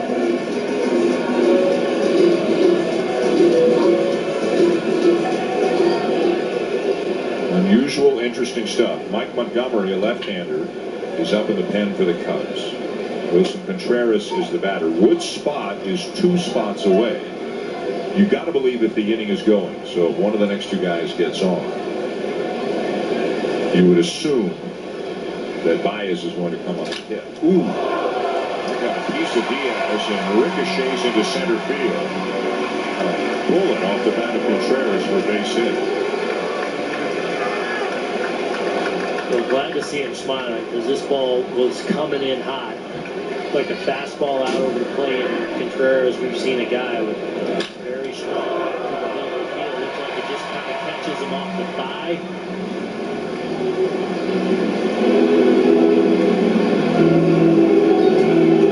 Come take a look at him and smiling. It looks like he's going to be all right.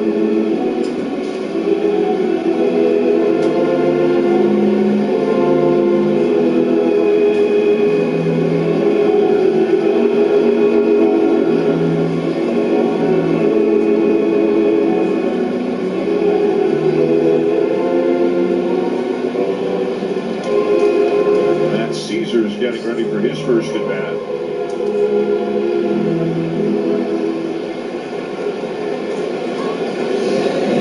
Diaz is okay.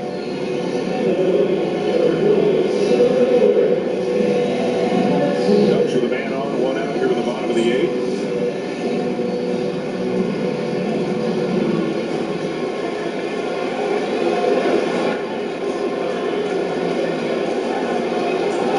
Check swing foul off by Caesar, who went into left field when Wood came back into pitch and Strode came out of the game. And there's Javier Baez in the on-deck circle. So the inning continues, presumably he will bat, and that'll be the end of the night for Wood. If Caesar hits into a double play, Wood could come back out and pitch to start the 9th inning. But Joe Maddon's been trying to do a couple of things, trying to conserve the limited bench that he has, and use them at the most opportune time. So it looks like he might get that opportunity with Baez here this inning.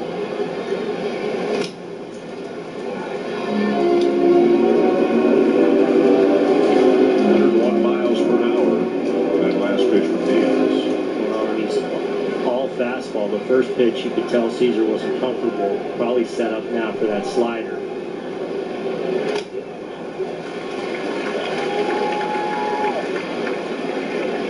To the heater. Not a big guy, but he's got some velocity.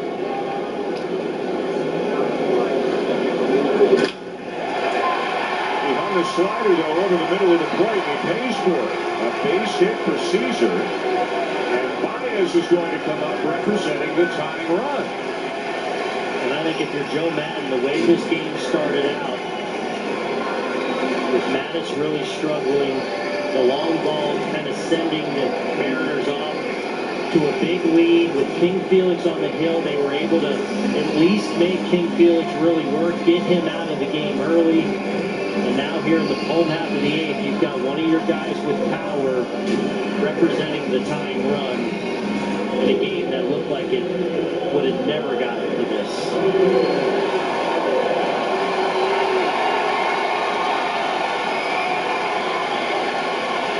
Baez is having a terrific year. He has come so far in the last couple of years. Average way up, strikeouts way down. Terrific defensive player. Some pop in the bat.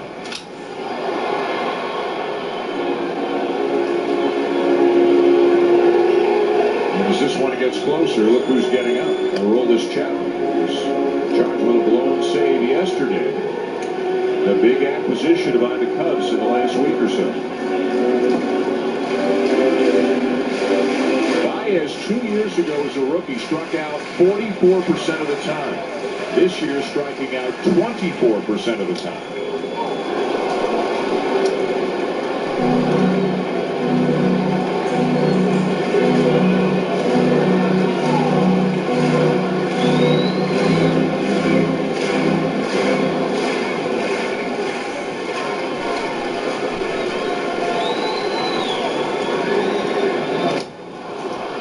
Nasty slider there for out number 2. Well, the high velocity fastball, he runs the fastball in on the hands of Baez to start him out. Just a little bit tardy coming off the bench. Then a perfectly located fastball, 99 on the corner. And then that tight slider at 88 in the same window that 99-mile-an-hour fastball on the corner was the previous pitch. Good downward tight action on that pitch. Baez out in front could do nothing with it. And extra Fowler.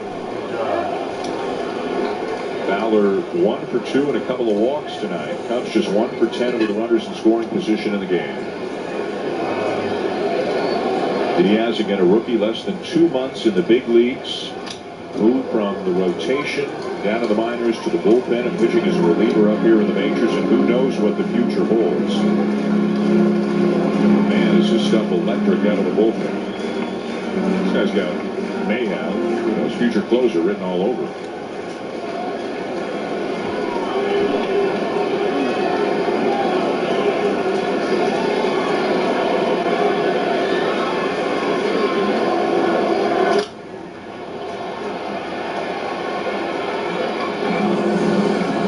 There's a phrase, max effort, for guys who look like their hat's going to fall off on every pitch and they're going to come out of their shoes. He's not max. He doesn't look max effort. It's coming out at 100. No, but at the same time, it looks like, especially for the righties, there's a little bit of an uncomfortable feeling because it is a lot of arms and legs and kind of slings it at you. It's got that late light too.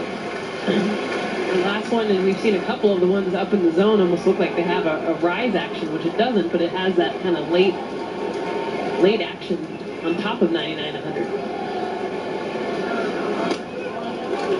Tried to backdoor him with a slider, but missed.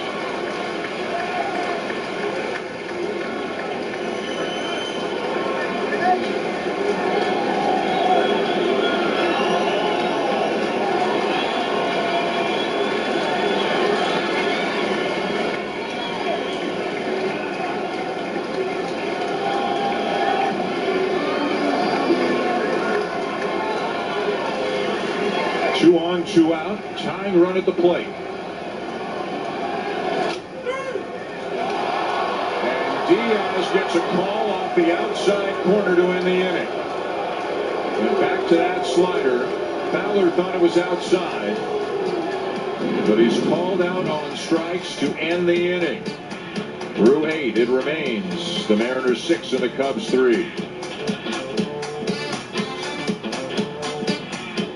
Sarah's painting with confidence because she went to Lowe's. She knows if she doesn't love it, they'll make it right. And being a parrot, I know color. Okay, do you mind, Sparky? Now get paint and primer starting at $19.98 at Lowe's. You got a truck for a reason, so get some Firestone tires and go do truck stuff. The Firestone Destination AT. Long length, carbon reinforced to conquer any terrain and any truck stuff. Whatever you drive a Firestone. I asked my dentist if an electric toothbrush was going to clean better than a manual. He said sure, but don't get just any one. Get one inspired by dentists with a round brush head. Go pro with Oral-B. Oral-B's rounded brush head cups your teeth to break up plaque and rotates to sweep it away. And Oral-B delivers a clinically proven superior clean versus Sonicare Diamond Clean. My mouth feels super clean. Oral-B. Know you're getting a superior clean. I'm never going back to a manual brush. Hey! Hi. You're that guy from Verizon who switched to Sprint. I used to ask if you could hear me now, but it's 2016 and Sprint's network reliability is now within 1% of Verizon. And Sprint saves you 50% of most Verizon, AT&T, and T-Mobile rates. That's why millions have switched. Make that millions plus one. Can you hear that? Don't let a 1% difference cost you twice as much. Switch to Sprint today. How does soccer work?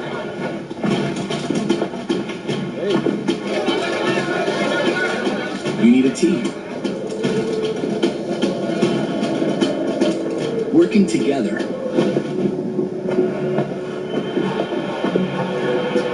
Doing all kinds of jobs. And the best place to find a job that's right for you is on the world's #1 job site. Indeed, how the world works. Unbelievable. Time now to take a look at our T-Mobile plays of the game. The Seattle Mariners hitting 3 two-run homers on Brian Mattis. First inning, Nelson Cruz. Second inning, Robinson Cano.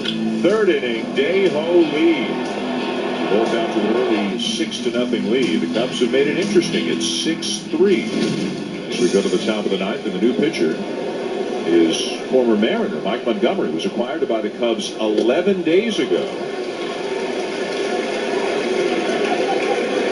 Has done a really nice job this year. Nice earned run average. Has logged a lot of innings, 64 1/3. Good strikeout to walk ratio. And it's really controlled lefties. 203 against them, and a big reason why. That curveball right there to get the first out of the ninth inning. Changes for the Cubs in addition to Montgomery. Matt Caesar has moved from left field to center field. Ben Zobrist becomes the 4th different player to play left field for the Cubs in this game. And Javier Baez stays in the game at second base.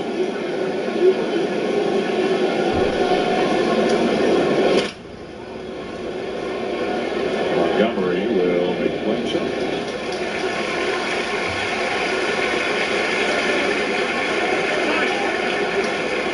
It's a 1U if you're scoring at home.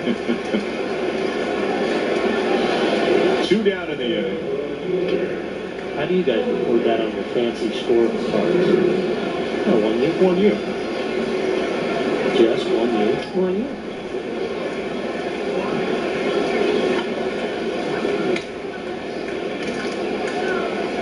Steve Cishek, the Seattle closer, is up in the pen. Anticipation of a save opportunity in the bottom of the 9th. Under the watchful eye of Mike Hampton, outstanding big leaguer. Bullpen coach for the Mariners. Some interesting coaches. They got Edgar Martinez as their hitting coach. Manny Acton. Casey Candel.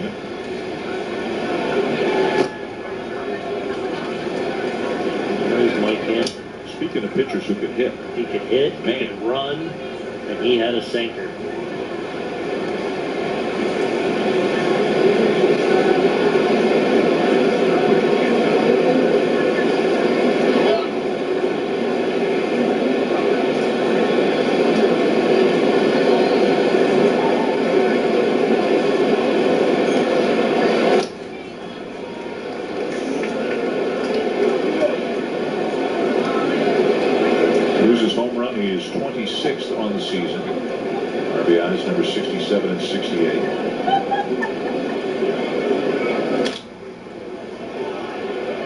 Hopper passed the mound. Tricky play. Safe at first. Cruz. And it's a base hit.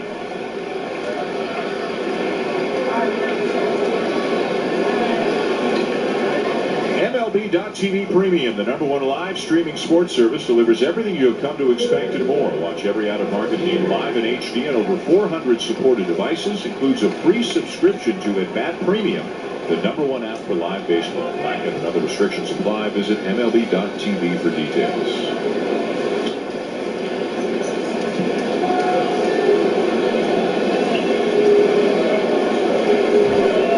Pinch runner has come on for Cruz. Guillermo Heredia, young outfielder, spending his first weekend in the big leagues, just called up on Friday.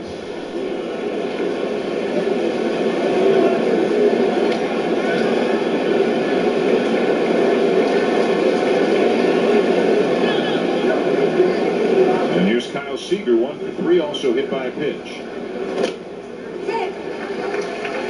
Talking to his brother Corey last week when we had the Dodgers in St. Louis. Little battle going on between Corey and Kelly, and you mentioned Corey and Kyle, excuse me. Corey hitting his 18th, Kyle's got 20. A little bit of back and forth, and he was talking about it. Lined into left center, a base hit. Heredia will stop at second.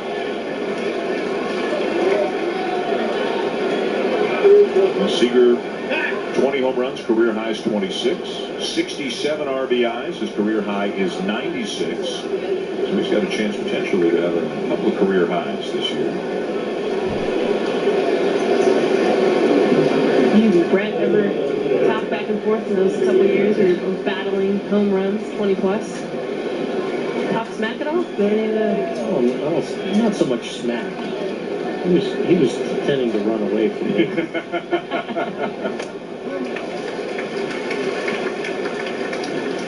Batter Franklin Gutierrez. But I'll tell you what, and I know the Seager brothers have this.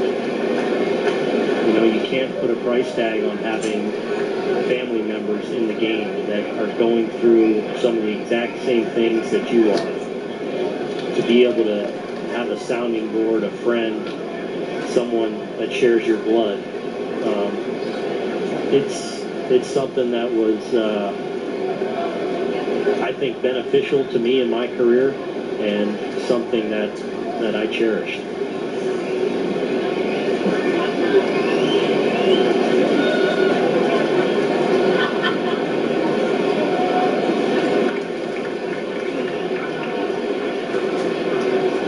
Well, in that vein, now Corey and Kyle can lean on Buster.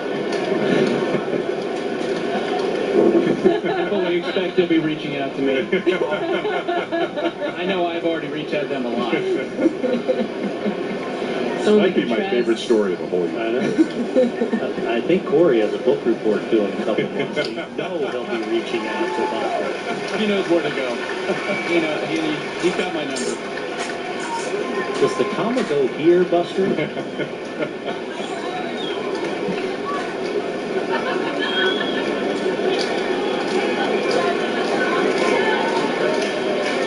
2 balls, 2 strikes on Gutierrez.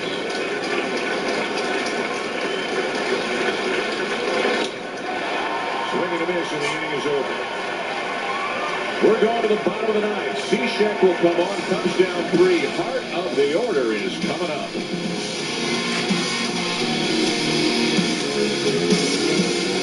You do all this research on a perfect car, then smash it into a tree. Your insurance company raises your rates. Maybe you should have done more research on them. For drivers with accident forgiveness, Liberty Mutual won't raise your rates due to your first accident. Liberty Mutual Insurance.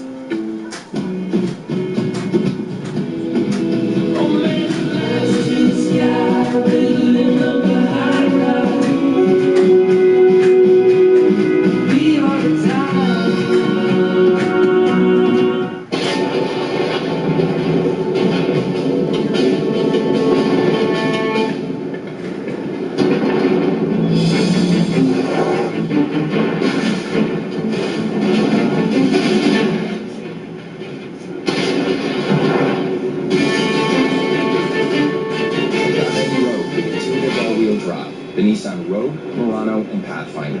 Now get 0% APR for 72 months plus $500 bonus cash. When Josh Atkins posted Lakita.com, he gets a ready for you alert the second his room is ready. So you know what he gives? I'll give you everything I've got and then some. He gives 110%. I'm confident this 10% can boost your market share. Feel me, Lois? I'm feeling you. Ready for you alert only at LQ.com. What I love about the Tempur-Breeze bed is cool. You're not too hot, too cold. It's like perfect. You just get in and it naturally adapts to your body and creates the perfect temperature for you. Sleep cooler. Wake more refreshed. Discover the new Tempur-Breeze. This is the Dell Inspiron 2-in-1. It has 4 versatile modes and a 6th-gen Intel Core processor for getting more done. Like rocking marine biology turn papers or making the baddest beats on campus. Inspired by you, multitasking double major. We love your work.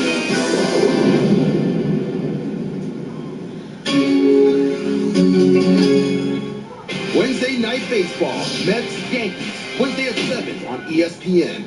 After we wrap up here at Wrigley, close out your weekend with Sports Center at night. Devin Connors and Bucci will have highlights from the final round of the PGA Championship, all the action from around the majors, the trades, NFL training camp updates for the rest of the day in sports.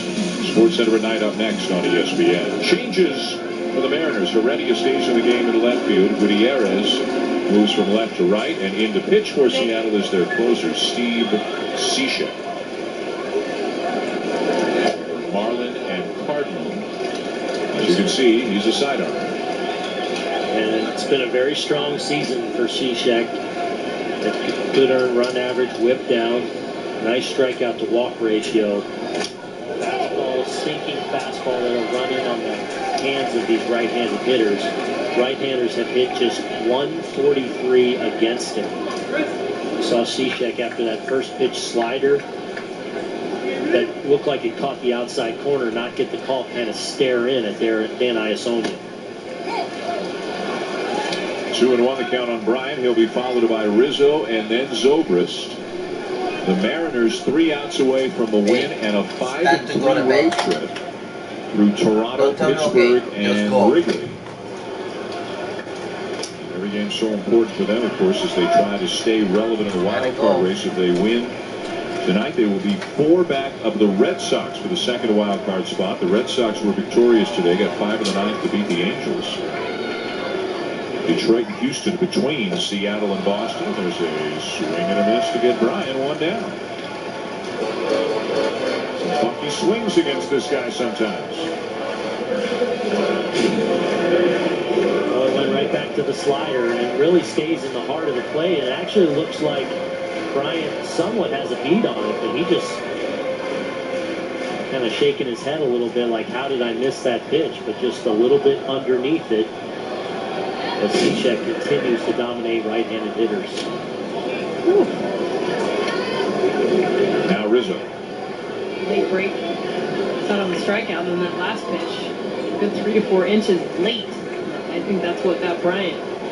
By the time he made the decision to swing, Cishek's ball still moving.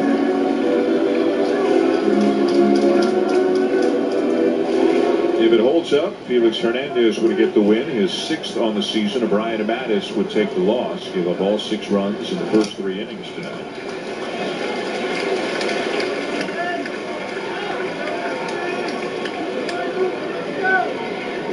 Even with a loss today, the Cubs would still have the best record in baseball at 62-42. The next best record, the second best record in baseball, the Cleveland Indians, who won again today. They're 60-42, and they picked up Andrew Miller today.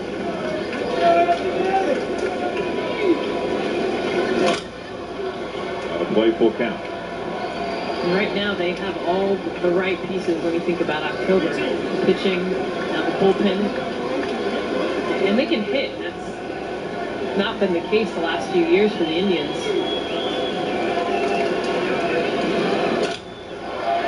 Ripped into right center, a base hit, and more. Rizzo on his way to second base, thought about it, but wisely put the brakes on, down 3 in the bottom of the 9th.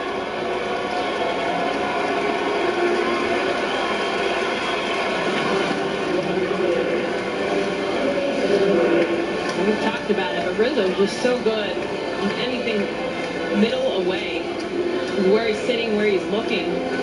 This is a slider. It still has some break. Watch this pitch still move down, but it moves down in the middle of the zone. That's exactly where Rizzo, his cookie zone is. Pitch ends up being more inside where he wants it, and that's why he drives it.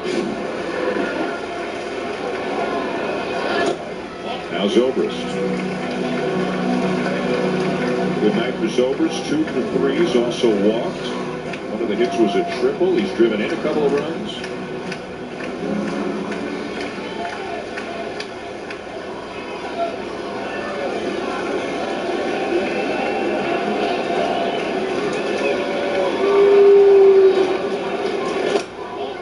Outside, 2-0.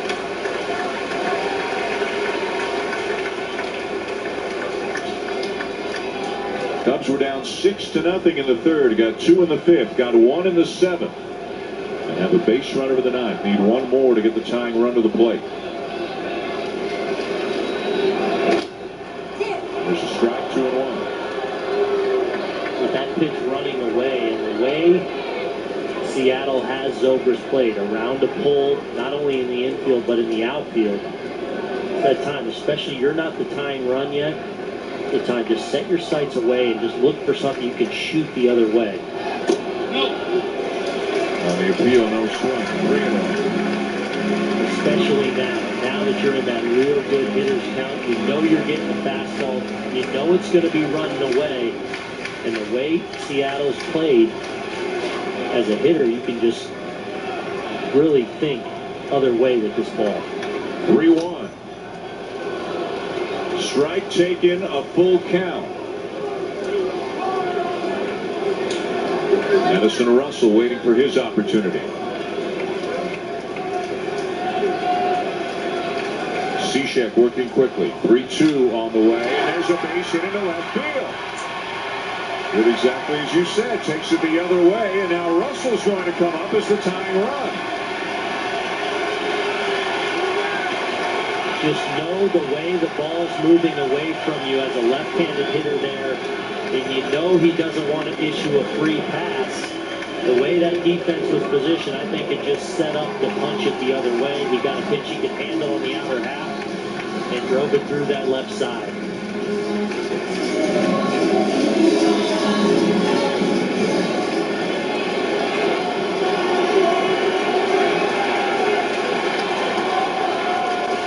Russell representing the tying run. And a slider for a strike.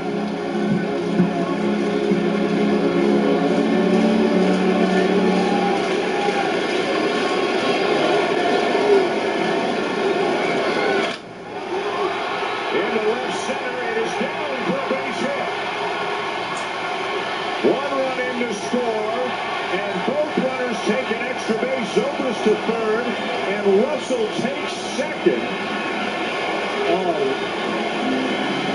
what a mistake right there. Addison Russell is the only runner you're concerned about, and Scott Service can't even hide his displeasure. You don't concern yourself with Ben Zobrist running to third base. One, you're not going to have a play, but his run does not matter.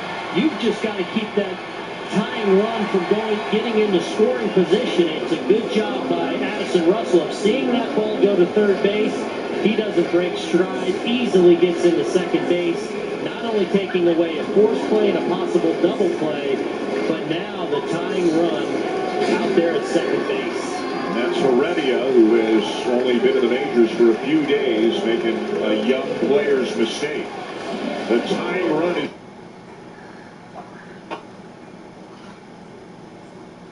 Hayward. Hayward 0 for 4 tonight. Has seen a fair bit of Cishek. He's 3 for 9, including a double. Wow, what a stop. Or did it hit him? It hit him, and the bases are loaded.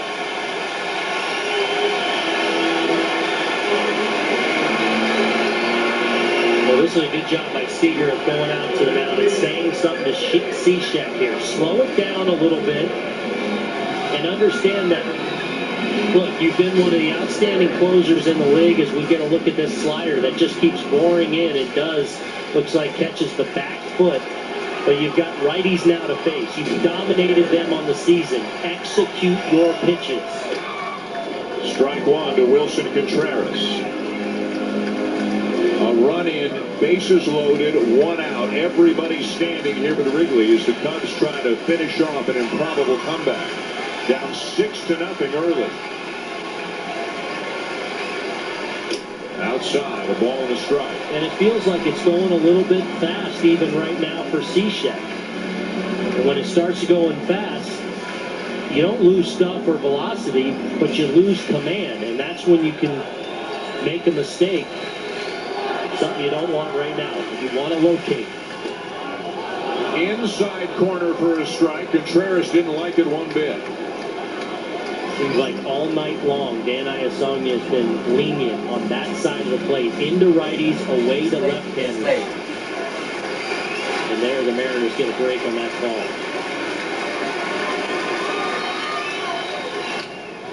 Ground ball to third. To second, one to first. Not in time. A run scores to make it 6-5. And there's another example of the athleticism of the Cubs. If he did indeed beat this is a tailor-made double play that the Seattle Mariners do not mess up. They execute and turn it well. Contreras absolutely beats that throw to first base, gets out of the box extremely well. The Mariners do want to have a look at it, but this one shouldn't take that long.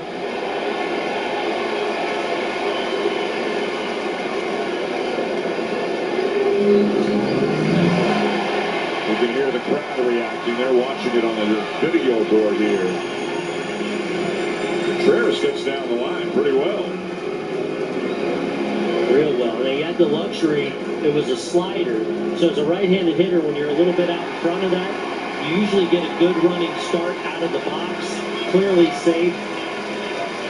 And now Matt Caesar a chance to tie or give the Cubs the lead because of the athleticism and speed of Wilson Contreras extending this game.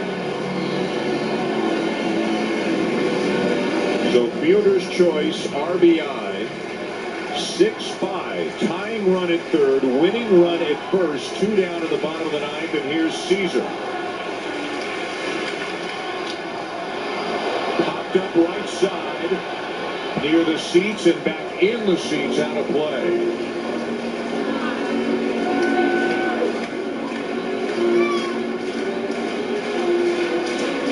Everybody's gotten their money's worth out of this one tonight with all the crazy stuff that's happened. Home runs early. Travis Wood doing about everything that a player can do in a baseball game, and now it comes down to this in the bottom of the ninth. 0-2. Don't rule out Contreras possibly running from first base. Cishek, all his concentration on that hitter right now, rightfully so. You get him off and running, create a mistake, or at least get the go-ahead. To the backstop, and the game is tied. Do you believe it?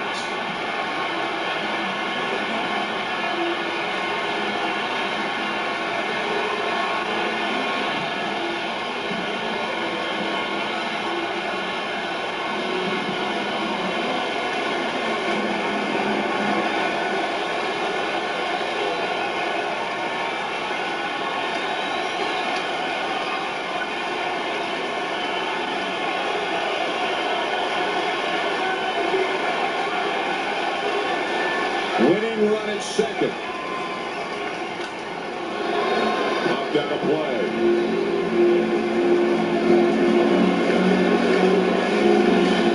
The Cubs have scored 3 runs in the bottom of the ninth to tie it.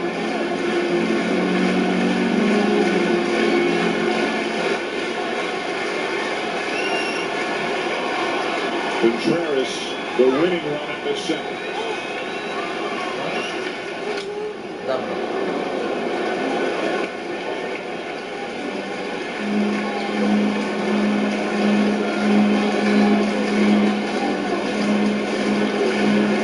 If it goes to the 10th, Chapman's coming in.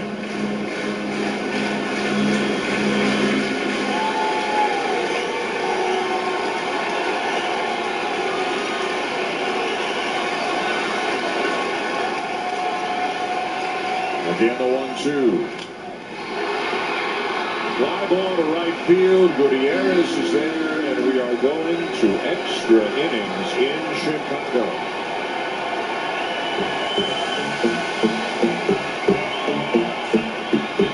Crazy stuff in this one tonight, and it ain't over yet. This wild pitch tying the game. And we are headed to the 10th. At Wrigley Field, tied at 6. Mariner fans can't believe it. Now they got to deal with Aroldis Chapman.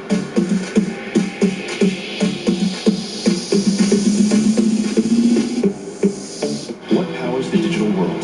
Communication, like CenturyLink's broadband network that gives 35,000 fans a cutting-edge game experience. Or the network that keeps a leading hotel chain's guests connected at work and at play. Or the IT platform that powers millions of e-cards every day for one of the largest greeting card companies. Businesses count on communication, and communication counts on CenturyLink. CenturyLink, your link to what's next.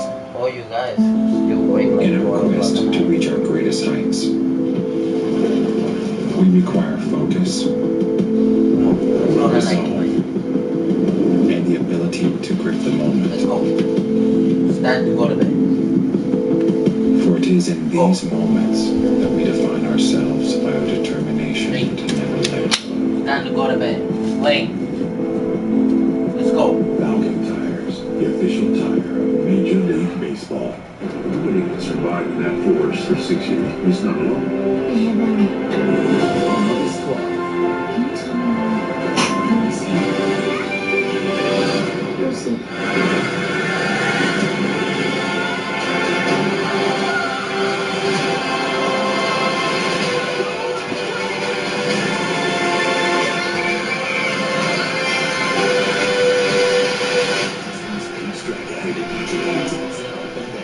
Center. 10th inning at Wrigley. Wild game tonight. Tied at 6 as the Cubs get 3 in the bottom of the 9th tie. The time run scoring on a wild pitch. Steve Cishek. And Aroldis Chapman, who blew a save yesterday, is back in there again today to work the 10th inning. The hardest thrower in baseball. And it really isn't even close. His average fastball is about 2 miles per hour fastest than the next fastest guy. And he has topped out as high as 105 miles per hour.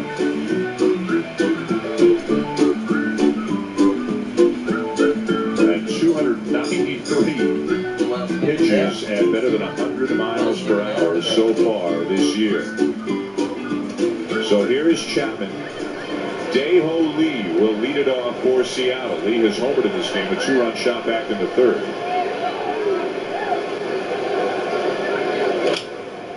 First pitch swinging and a bouncer to short. 1 down.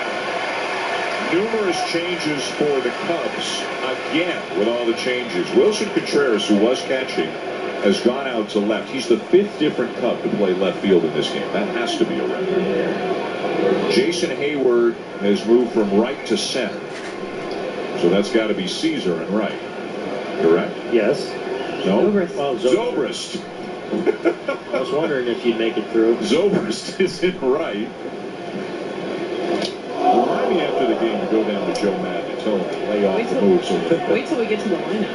And David Ross now behind the plate is in the 1 position, with Chapman, the pitcher, in the 8th hole. Right? Well, we're going to find out. Baez is at 2nd. I know this. Zunino's hit. So Zobrist is back in right. Zobrist has been all over the place tonight. Started in 2nd. Been to left. Yep. 1 of 5, as you mentioned. And Chapman is in the 8th spot in the lineup. Ross is in the leadoff spot in the lineup.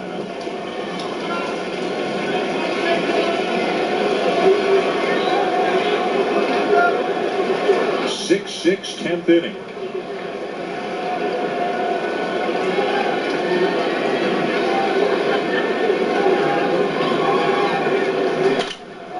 And a towering fly ball down the left field line. Contreras over into the corner is a foul ball. By my scorecard, which is an utter disaster at this point, I have the Cubs out of position players and having only Rondon left in the bullpen. And I'm pretty sure Travis Wood is not allowed to come back in and do anything else. You're right. So it's definitely get your spikes on time for the starting rotation. Well, Hamill's already hit. He's gone. Right. Kyle Hendricks, remember that. Yeah. Zunino strikes out. And remember, Joe Madden was hopeful of staying away from Rondon tonight. Now this is Kyle Hendricks' normal. He was supposed to pitch He was supposed to pitch today. He's the starting pitcher tomorrow. That extra day's rest for their starting rotation could end up backfiring here if this thing goes deep into the night. Because you would think Hendricks would be the guy if this turned into a long game. He's also got Lackey, Lester, Arrieta. Correct. Rondon, who he doesn't want to use. No more position players. This is Norichika Aoki, who is batting for the pitcher, Cishek.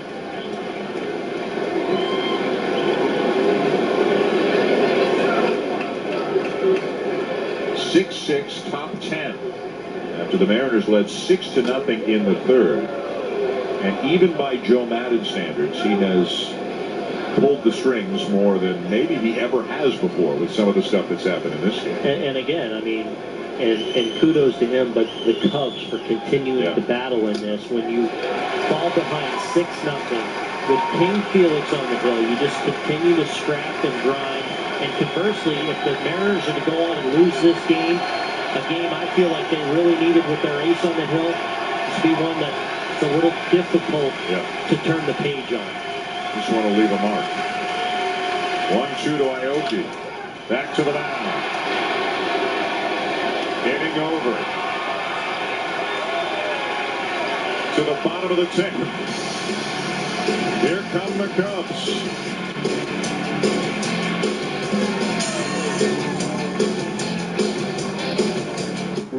Andrea Sycon, medical doctor from Cleveland Clinic. Watson, let's review the electronic medical record of the next patient. No problem. It's a pretty huge file. Done. Sorry for the wait. That was quick. As part of our research, I also compared lab results with notes about prior treatments, then cross-referenced it with thousands of medical journals. And I get the benefit of much more data and a lot more time to plan the best treatments. I stay focused 24/7 and never sleep. You sound like a lot of medical students I know. You say insane, I say I train. You say freakish, I say frequent. Insane, I train. Freakish, frequent. Let's run the whole thing back. You say ridiculous, I say meticulous. You say incredible, I say inevitable. Ridiculous, meticulous. Incredible, inevitable. Let's run the whole thing back. Carbs to compete, electrolytes to replenish. Go, go!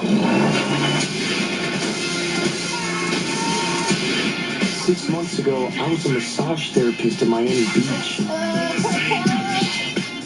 I'm an international arms dealer with my friend from junior high. Pretty sick, huh?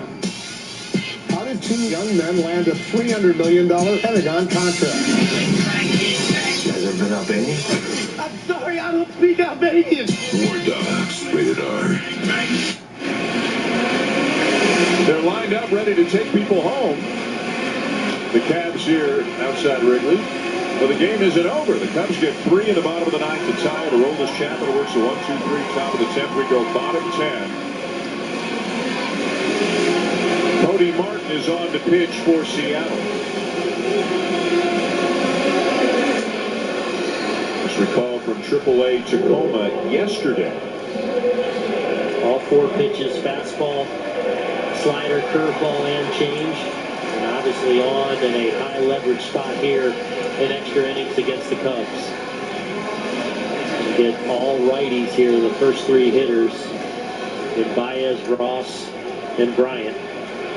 Baez in the 9 spot, Ross in the leadoff spot, then Bryant. After all the changes that the Cubs have made on the mound, in the field, at the plate, all their position players have been used. Baez takes a strike over the outside corner.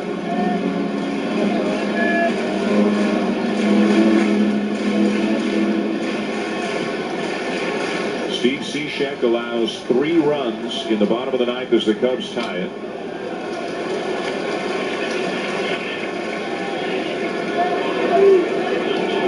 Bryant, the 3rd hitter.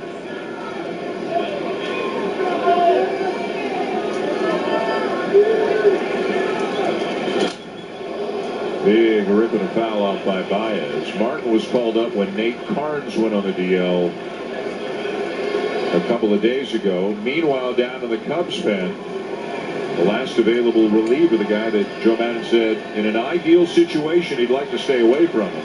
Well, tonight has not been a typical or ideal situation in this game, that's for sure. Rondon is up. Swing and a miss and a slow curveball, 1 down.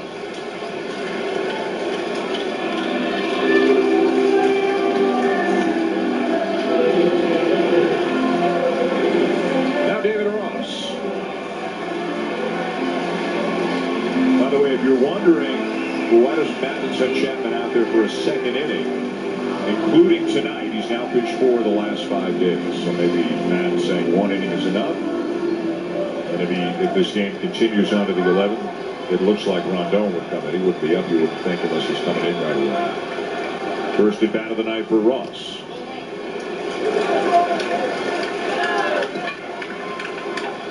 Ross hitting .233. He's had some big hits for the Cubs this year. He's got 7 home runs on the season as a part-time guy.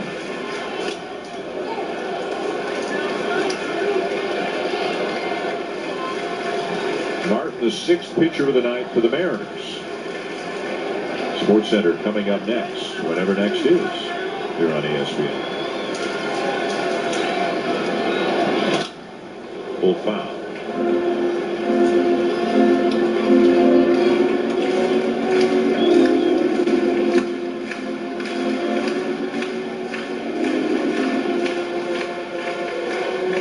Lose this game, it's going to be a long, late, quiet flight home back to Seattle. After it looked like they had it sewn up. Foul it off again.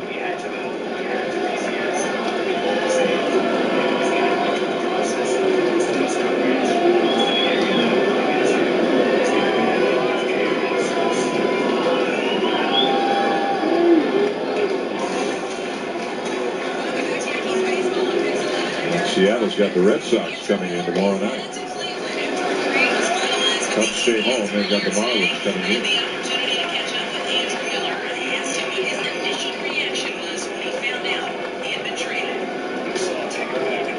Red Sox were down in Anaheim, won this afternoon. They're already in Seattle. On the appeal, no swing. Full count.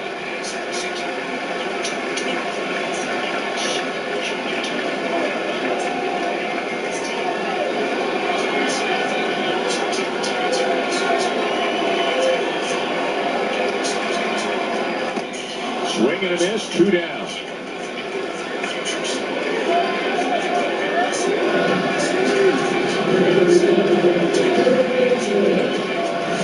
So with 2 outs, both strikeouts, now here's Chris Bryant.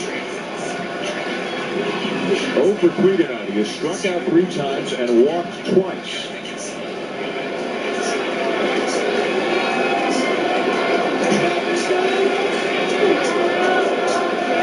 Shift on 3 on the left side of the infield as he chops one foul.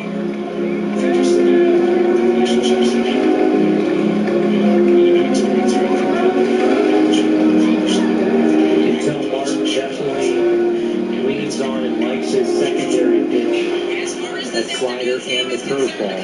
Imperative that he keep it away and down. He does use it for Bryant. Look where Cano's playing. Long throw out of bounds in time. Bryant stumbling across the bag, a little bit slow to get up as he is thrown out on a terrific play by Robinson Cano. And that will end the inning. We're through 10. Here comes Rondon. Cano throwing from shallow left field. Bounces it over just in time. We're going to the 11th.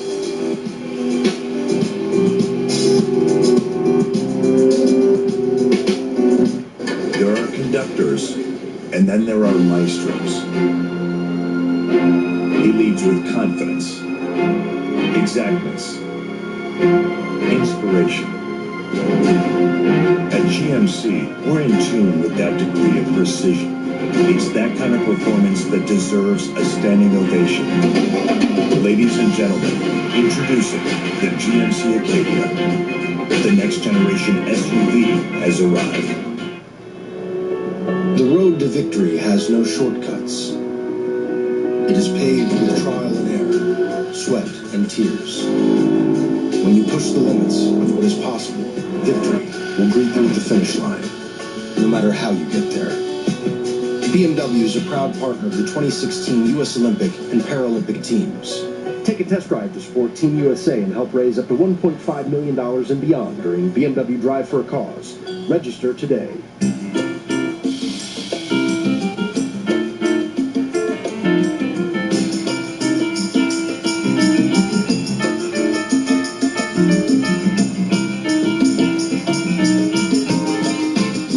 Right checking from Santander Bank, just make one deposit, withdrawal, transfer, or payment each month to waive the monthly fee. And there's no minimum balance. You're all right.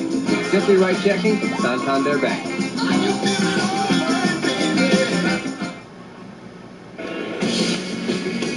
The Mariners had a 6-3 lead. Going to the bottom of the 9th inning, Addison Russell driving in a run to make it 6-4. Contreras racing down the line, just beats what could have been a game-ending double play. Instead, fielder's choice RBI 6-5. And then Cishek with an extremely wild pitch. The tying run comes in to score. Then sent it to extra innings, and it's now on to the 11th with Hector Rondon coming in to pitch for the Cubs. He has been supplanted as the closer with the acquisition of Aroldis Chapman. Well, and he's not a guy that lost the closer's role because of performance. He has been dominant in that role and now gives the Cubs one of the premier 1-2 right-left back-end combinations along with Aroldis Chapman. Fastball, slider, outstanding command with both.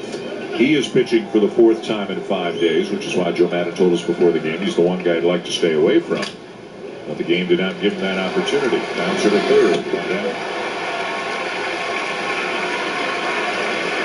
O'Malley retired. You know, it really stands out to me with this game and the Cubs is their versatility.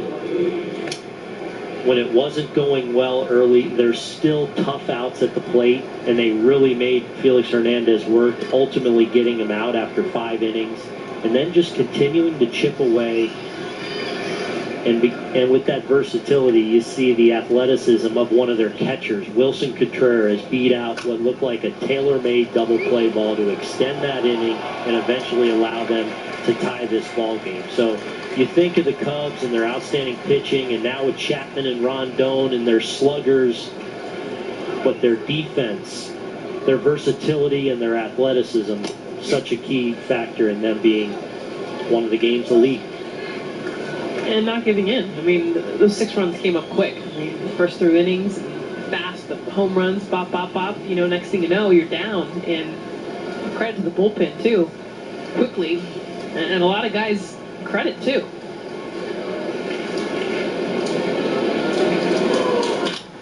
Leonis Martin with a bouncer to first. Close at first. Rizzo wins the race.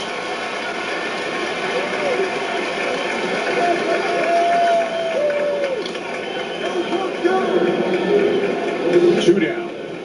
This is starting to look like it could have been a collision. Not sure why Rizzo didn't go with the flip. Maybe just thought he was going to have this easy. Kind of starts in nonchalantly going to the bag. Martin running hard all the way makes this a close play and almost a dangerous play for both guys as they narrowly avoid colliding with one another. Now Robinson Cano, homer to back in the second. His 23rd on the season.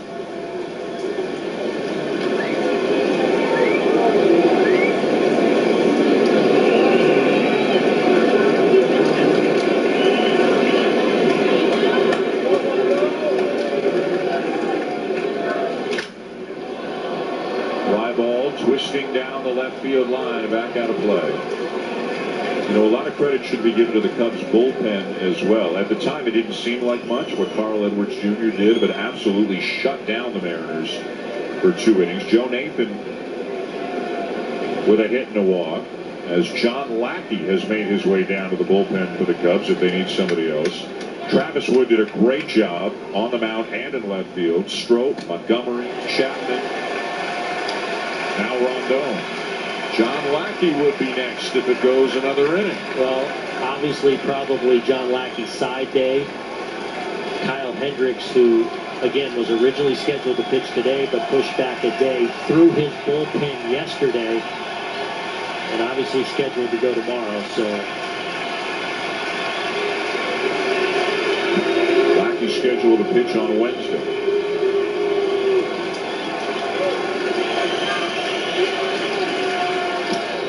2-2.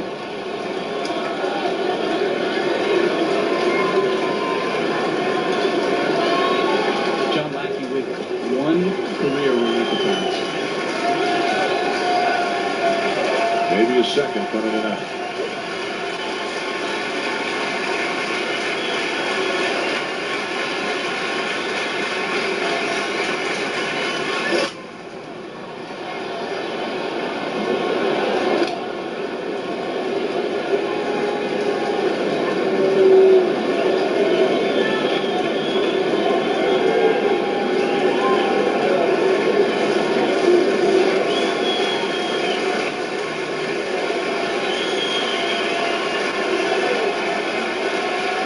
Folks who stay deep into the night as Cano fights off another one.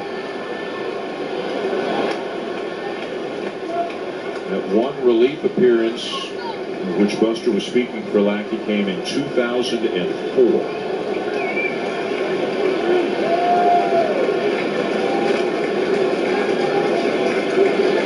Has made 3 relief appearances in the postseason as well in his career. His services might be needed tonight.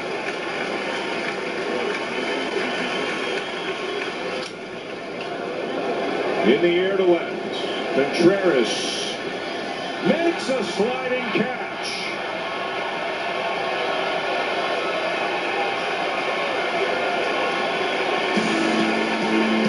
Contreras doing it all tonight. We've seen the speed. We've seen him make some plays behind the plate. And here, knowing he's coming close to the wall, a little slide. Rondon loves it. Cubs hanging in there. New Taco Bell poll finds Americans want bacon with their breakfast versus no bacon. Go figure.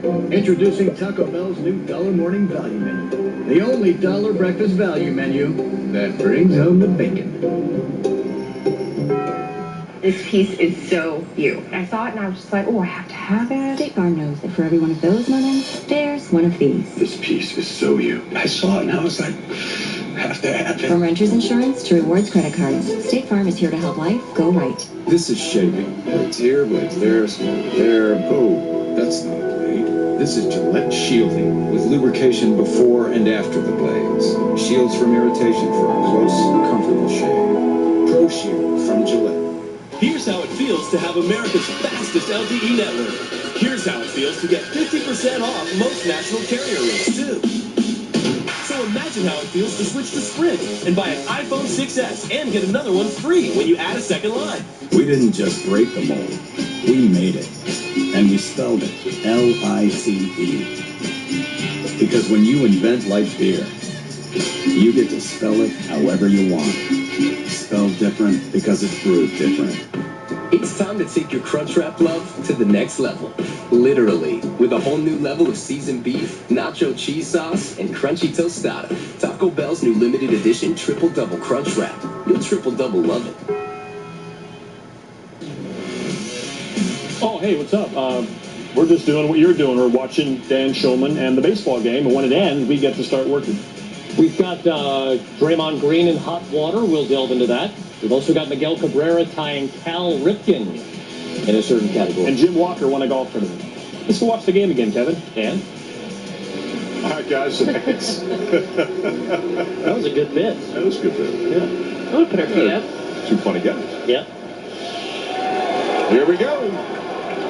Bottom 11, Anthony Rizzo leading it off against Cody Martin. And a strike.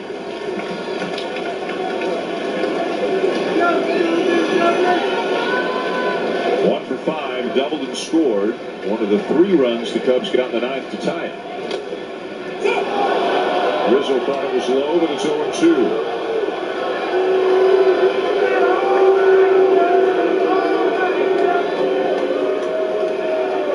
Meanwhile, John Lackey's now up. If it goes to the 12th, he's coming in. Fly ball to left. Pretty well struck. Not quite well enough.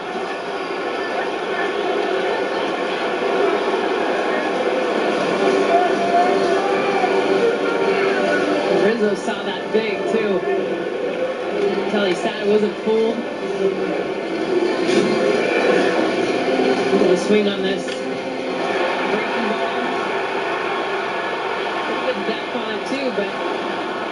And he knows a little bit of slice on that ball takes it from the short part out there to where it gets a little bit deeper, turned into an easy play for Heredia. It's been 2 for Rizzo tonight. Looks like he got it a little bit off the bat. Now Zobrist, he's had a big night. 3 for 4, including a key base hit in the 9th inning.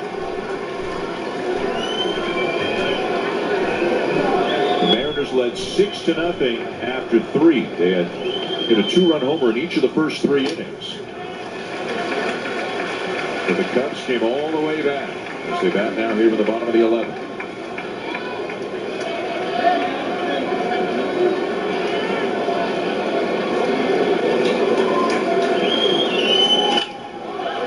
Liner to left.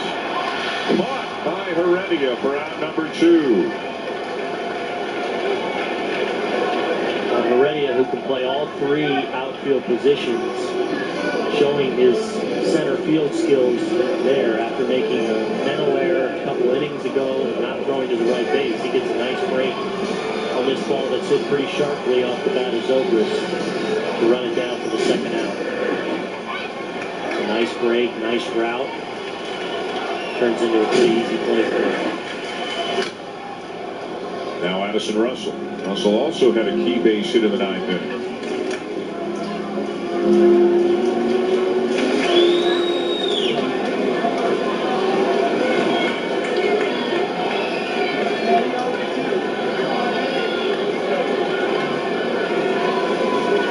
Cody Martin, the 6th pitcher of the night for Seattle. Cubs have used 8 pitchers. 1-2.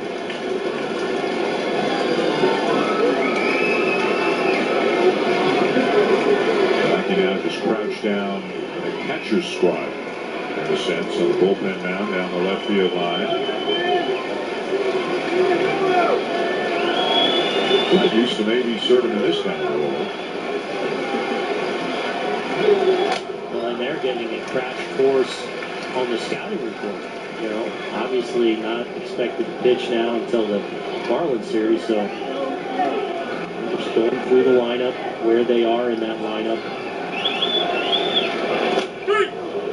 Inning over.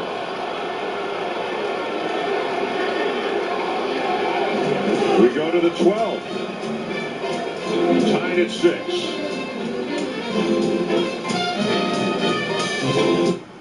I had that dream again.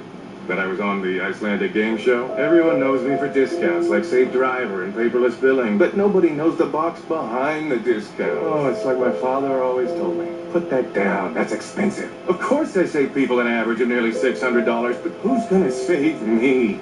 And that's when I realized I'm allergic to wasabi. Well, I feel better. It's been 5 minutes. Talk about progress. Okay. Steak used to cost an arm and a leg. But now you can get new tender braised steak and melted cheese wrapped in warm flatbread for just $1.49. Taco Bell steak flatbread sandwich. Eat it for them. Looking for balance in your digestive system? Try Align Probiotic. For a non-stop, sweet treat goodness, hold on to your Tiara kind of day. Live 24/7 with 24/7 digestive support. Try Align, the #1 GE recommended probiotic. Hey, neighbor. Nice pants. Thanks. Where'd you get them? Dish. Signed up for their 2-year TV price guarantee. It's got the same great price every month for 2 whole years. So when it comes to TV, we all wear the pants. Well, I got these pants with my TV deal. Mike, you're not wearing pants. Take control with a Dish 2-year TV price guarantee, $49.99 a month. Add the new Hopper 3 DVR. Call 1-800-CALL-DISH or visit dish.com. 12th inning at Wrigley Field. And Shulman, Aaron Boone, Jessica Mendoza, Buster Olney. Tied at 6. Hector Rondon is back on the mound for his second inning work. Lackey was up and was throwing briefly, but he does not come in. Goes much further, he's coming in. You would think this would be all for Rondon. And Lackey, obviously being a starting pitcher, probably needs a little more time to get loose, so kind of started to throw that inning. With the pitcher spot due up third for the Cubs next inning, you would think maybe Arrieta might get an at-bat pinch hitting in Rondon's spot, and at that point you may see Lackey if it goes another inning.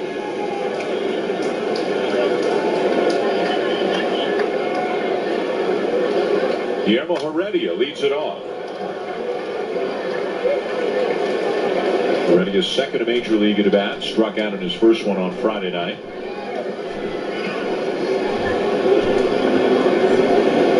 Heredia is ready.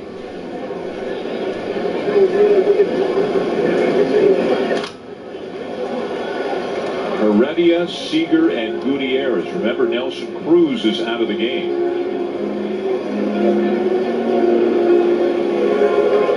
Heredia ran for him back in the 9th inning. And at the time, made sense. They're up 6-3, 9th inning. Heredia's got better speed, better outfielder than Cruz. But it all fell apart for the Mariners in the bottom of the 9th.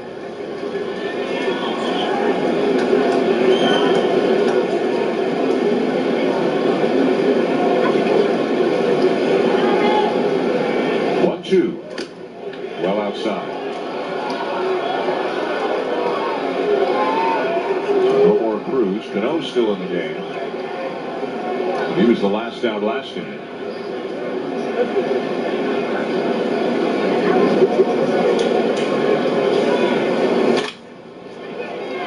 One play by Russell. Can he throw him out? He does on a scoop by Rizzo.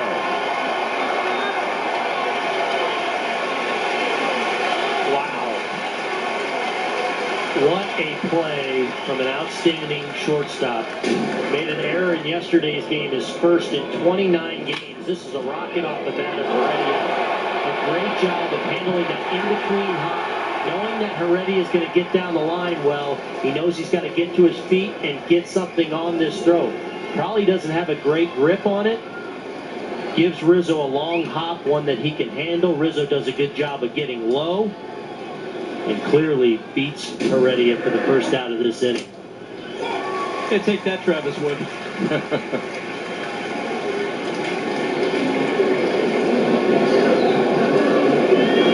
Now Kyle Seager, always a threat. 2 for 4 tonight. Also has been hit by a pitch. Takes outside, 1-1.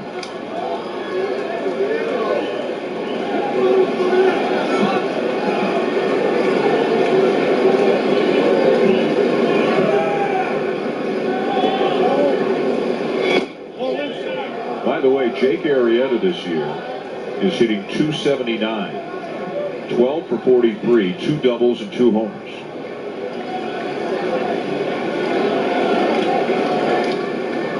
And he's going to get a chance to hit the bottom half of the inning.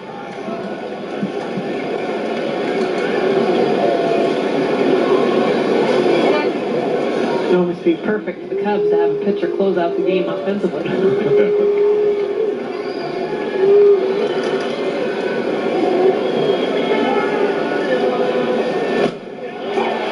Called strike 2. And not from the mound.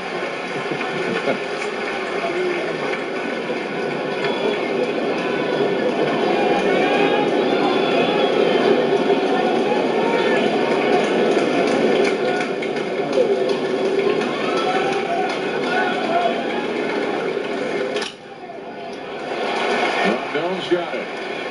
2 down. If you weren't with us earlier, some of the crazy stuff. Travis Wood came on in relief, hit for himself, went to left field, made a great catch, and 2 innings later came back into pitch again. The Cubs have used 5 different left fielders tonight. Coghlan, Wood, Caesar, Contreras, and Zobrist. Contreras there now. Zobrist has played second, left, and right.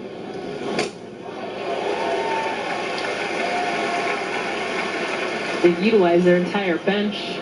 Only pitchers left to hit.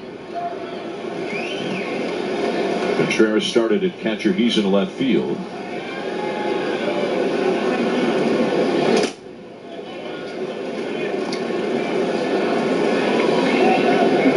The count on Franklin Gutierrez, 1 for 4 and a walk. 3 early homers for the Mariners, an early 6-0 lead in the 3rd. We're now in the 12th.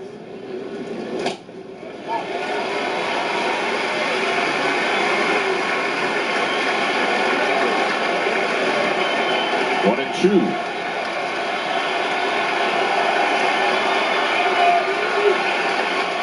Run out of room on the ancient scoreboard here at Wrigley. And we're having the same kind of issues with our scorecards up here. It's been a long one. Inning over. What a job by Rondon. 6 up and 6 down.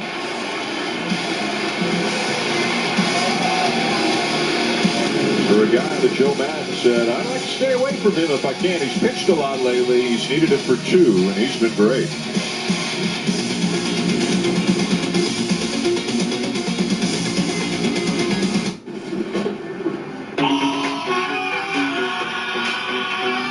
What are we eyeing about? My money, it's gone. That's just bad security. You know. No, the new PCs are so secure you can use your face as your password. And yet here you are in a truck full of money with no money.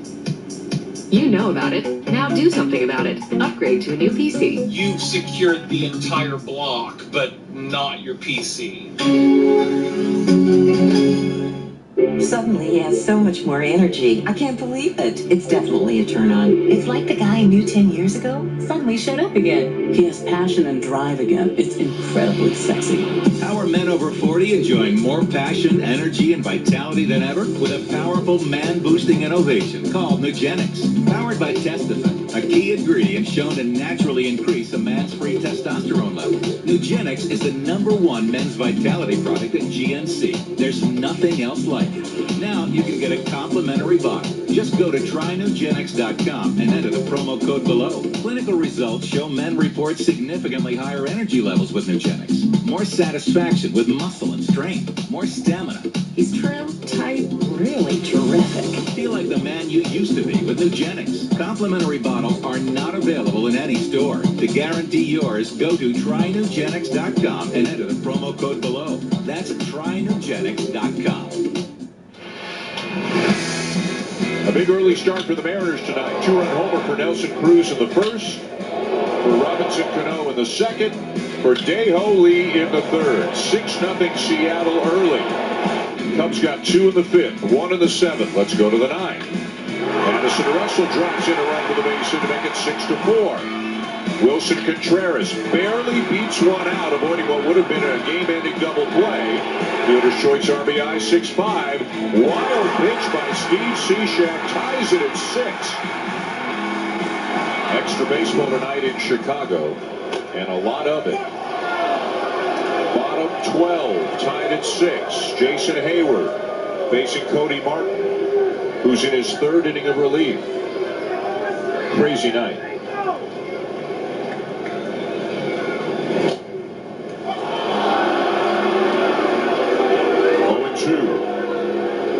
Hayward, Contreras, and then Rondon scheduled, but you got to believe it's going to be Arrieta. Hayward rips one. Deep right center. Off the wall. And into second base with a leadoff double. Just a couple of feet away from ending it.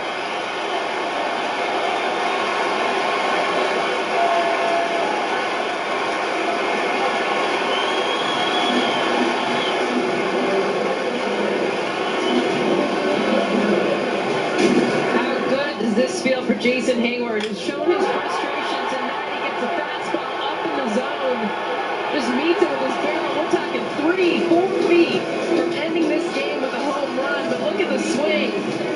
It's a ball. It's up at his chest. Look how close this is. Well, we talked about how much trouble he's had getting on time with the fastball. And after a couple of pitches that looked like maybe they were down and out of the zone, he's on time for that fastball. A huge leadoff double. All right, guys, so Wilson Contreras is coming up. John Lester is in the on-deck circle, not Jake Arrieta. What's going on? Well, if I'm Seattle here, I'm walking Contreras. Yes. Because you know you got a bunt situation next, and you're setting up a force situation if you walk Contreras, whose run obviously means nothing. Fly ball, right center, pretty deep. Hayward getting ready to tag. Catch made by Martin. Hayward on his way to third, and in there despite a very strong throw. And the winning run is at third with 1 out.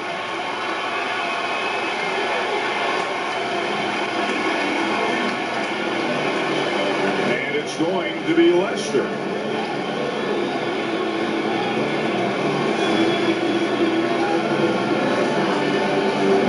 Arrieta's a better hitter. Lester's got 6 sacrifices. Arrieta 1. Is this all about the bunt? Well, it's certainly the option of the bunt, but you know that Scott Service is going out to the mound now to discuss things, and Seattle's certainly aware that, certainly from a number standpoint, Lester not the best option they have as a hitter right now.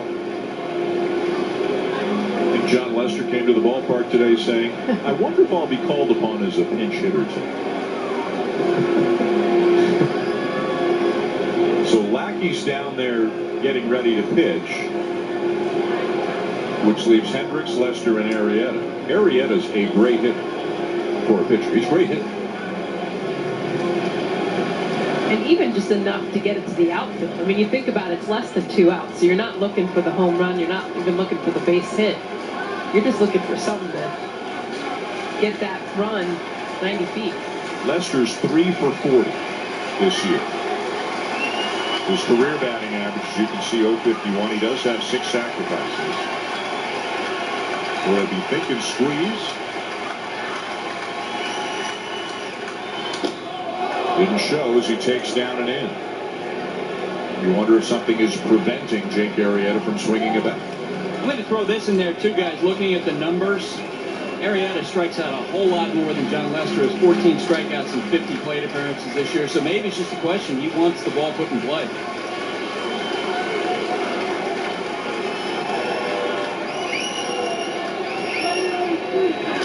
Shows bunt, he takes a strike.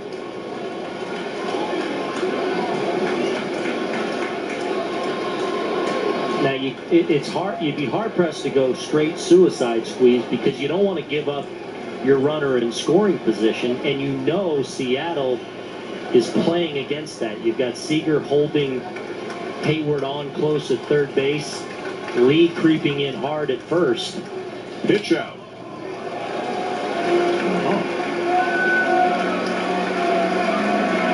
I mean, the squeeze in this situation is not going to catch anyone by surprise. That's why you've got Lee way in at first base and Seager holding Hayward on so he can't get a big lead.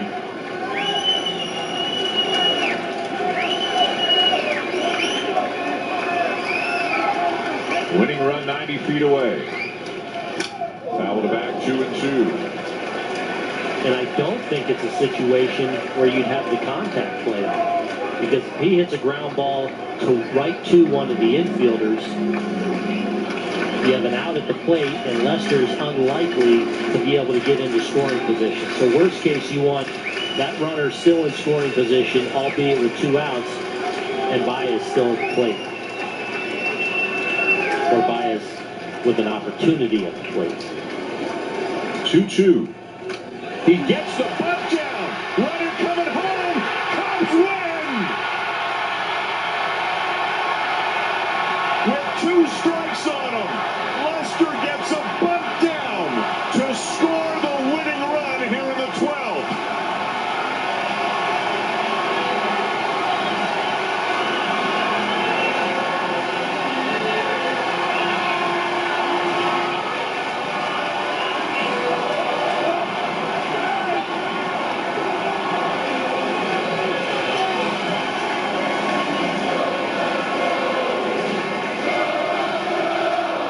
Well, a game like this deserved a crazy ending. Well, and it ended with a pitcher for the Cubs at the plate. And Joe Madden, he needs a different hat, like a wizard hat. Sorcerer's hat, It's going all the way. I mean, that's... Of course you pitch hit John Lester in that spot. And he dragged one. I mean, he wasn't even... I mean, he's... late show, brings it with him like he does it every day. And watch the jump that Hayward gets.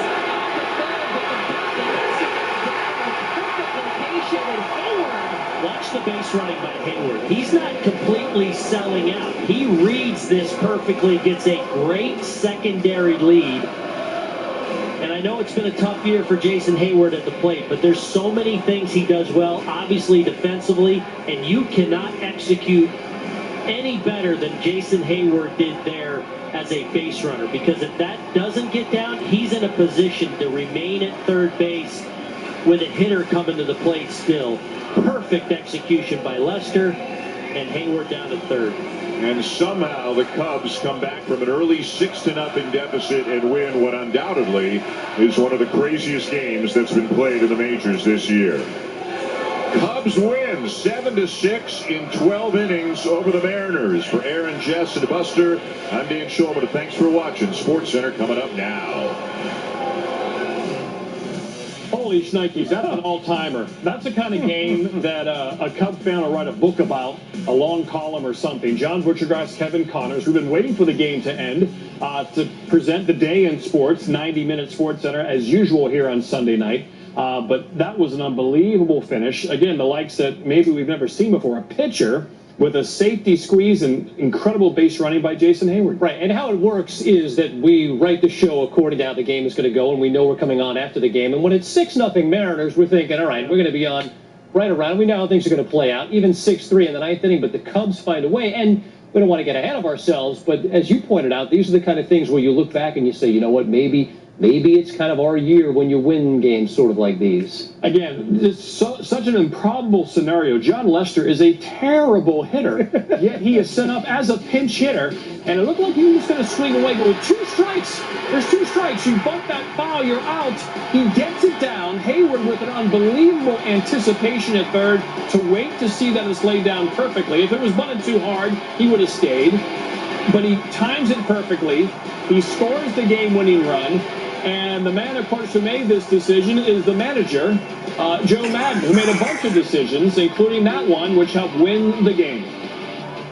We are joined by the Cubs manager, Joe Madden, here on SportsCenter. Joe, I want you to walk us through the decision to pinch hit John Lester there in the bottom of the 12th inning. What were your options at that point?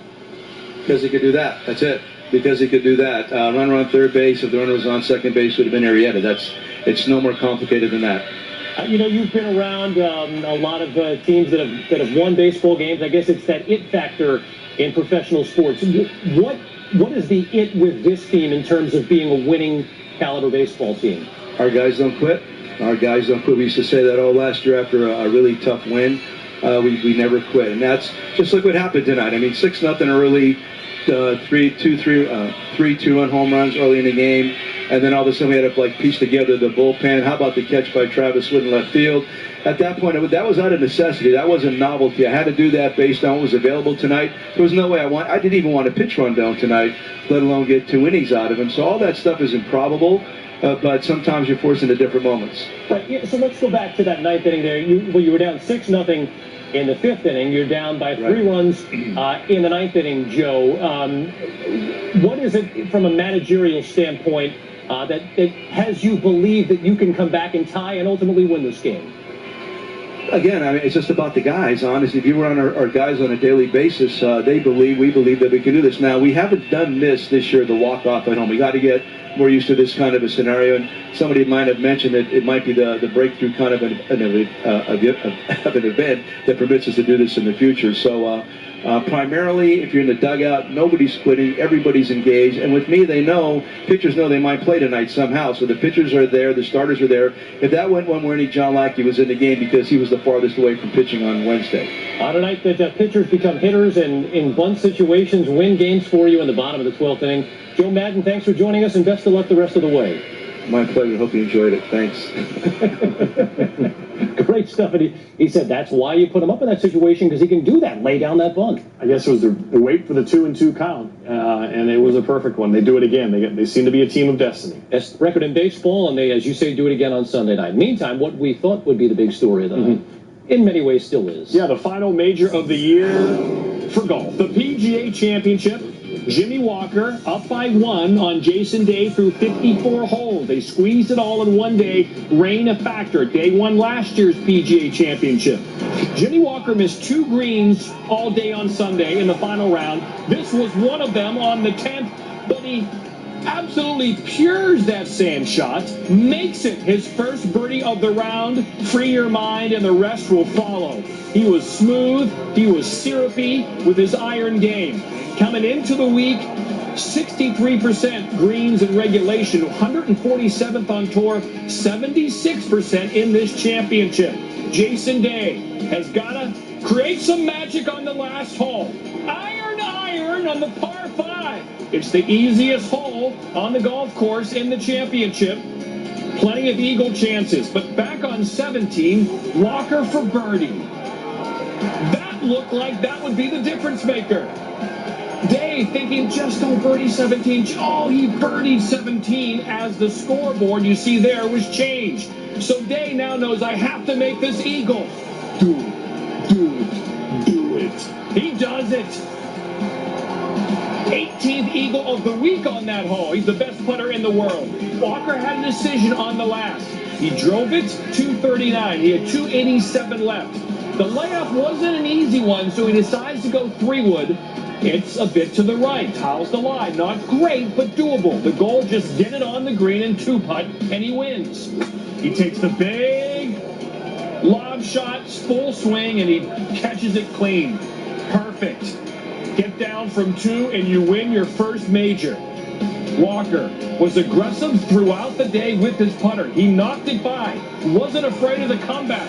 And he does it again on the 72nd hole. 3 feet for his first major championship. Day comes outside to watch. Will it be a playoff? Holding his son, but never a doubt. Jimmy Walker wins his first career major in wire-to-wire fashion as he holds off the best player in the world right now, Jason Day.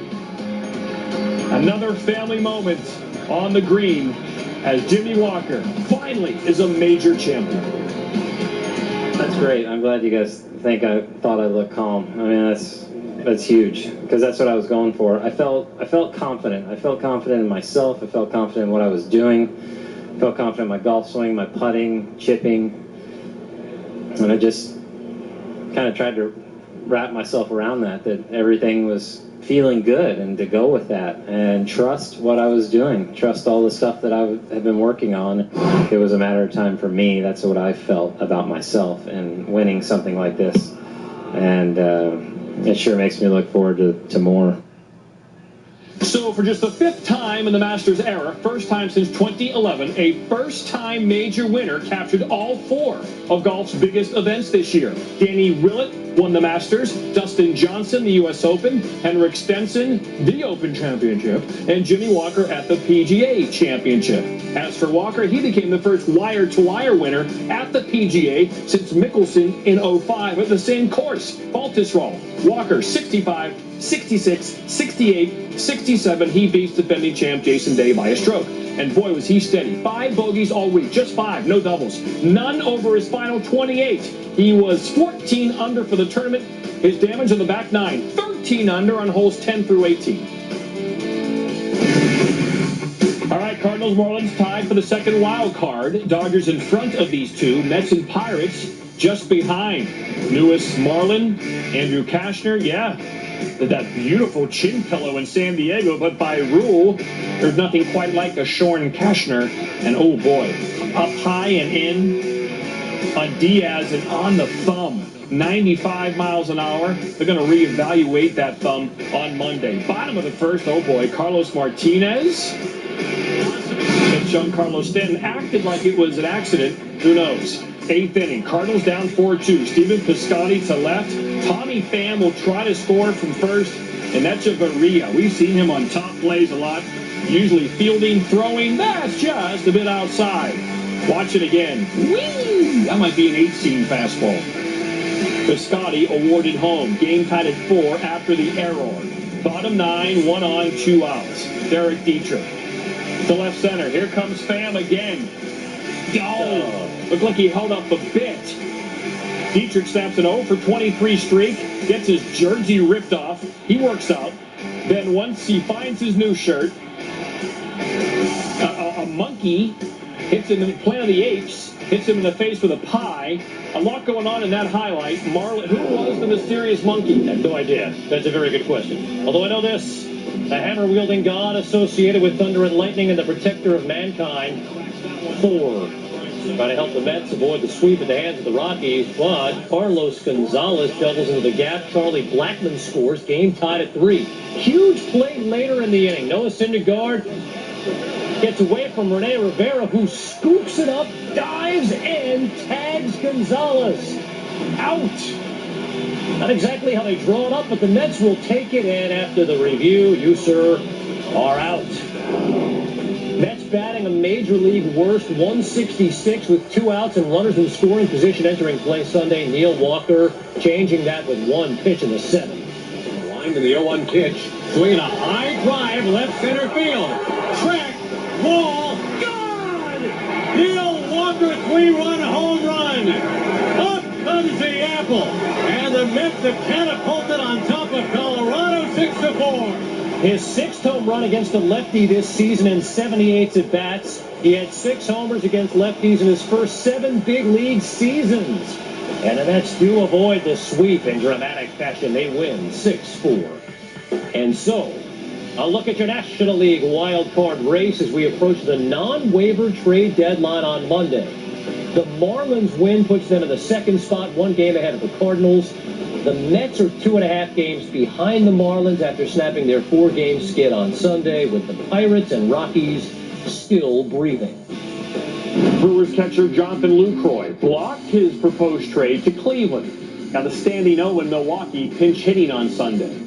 According to multiple reports, Lucroy rejected the deal partly because he wanted the Indians to rip up his 2017 club option in exchange for him waiving his no-trade clause. Now, there is still a chance, a decent chance, Lucroy could be dealt before that 4 p.m. Monday trade deadline. So Cleveland misses on Lucroy, but hits on Andrew Miller, who has been one of the best relievers in baseball the last 2 years. Cleveland looking for its first World Series in 68 years, 1948 over the Boston Braves. Braves moved to Milwaukee 5 years later.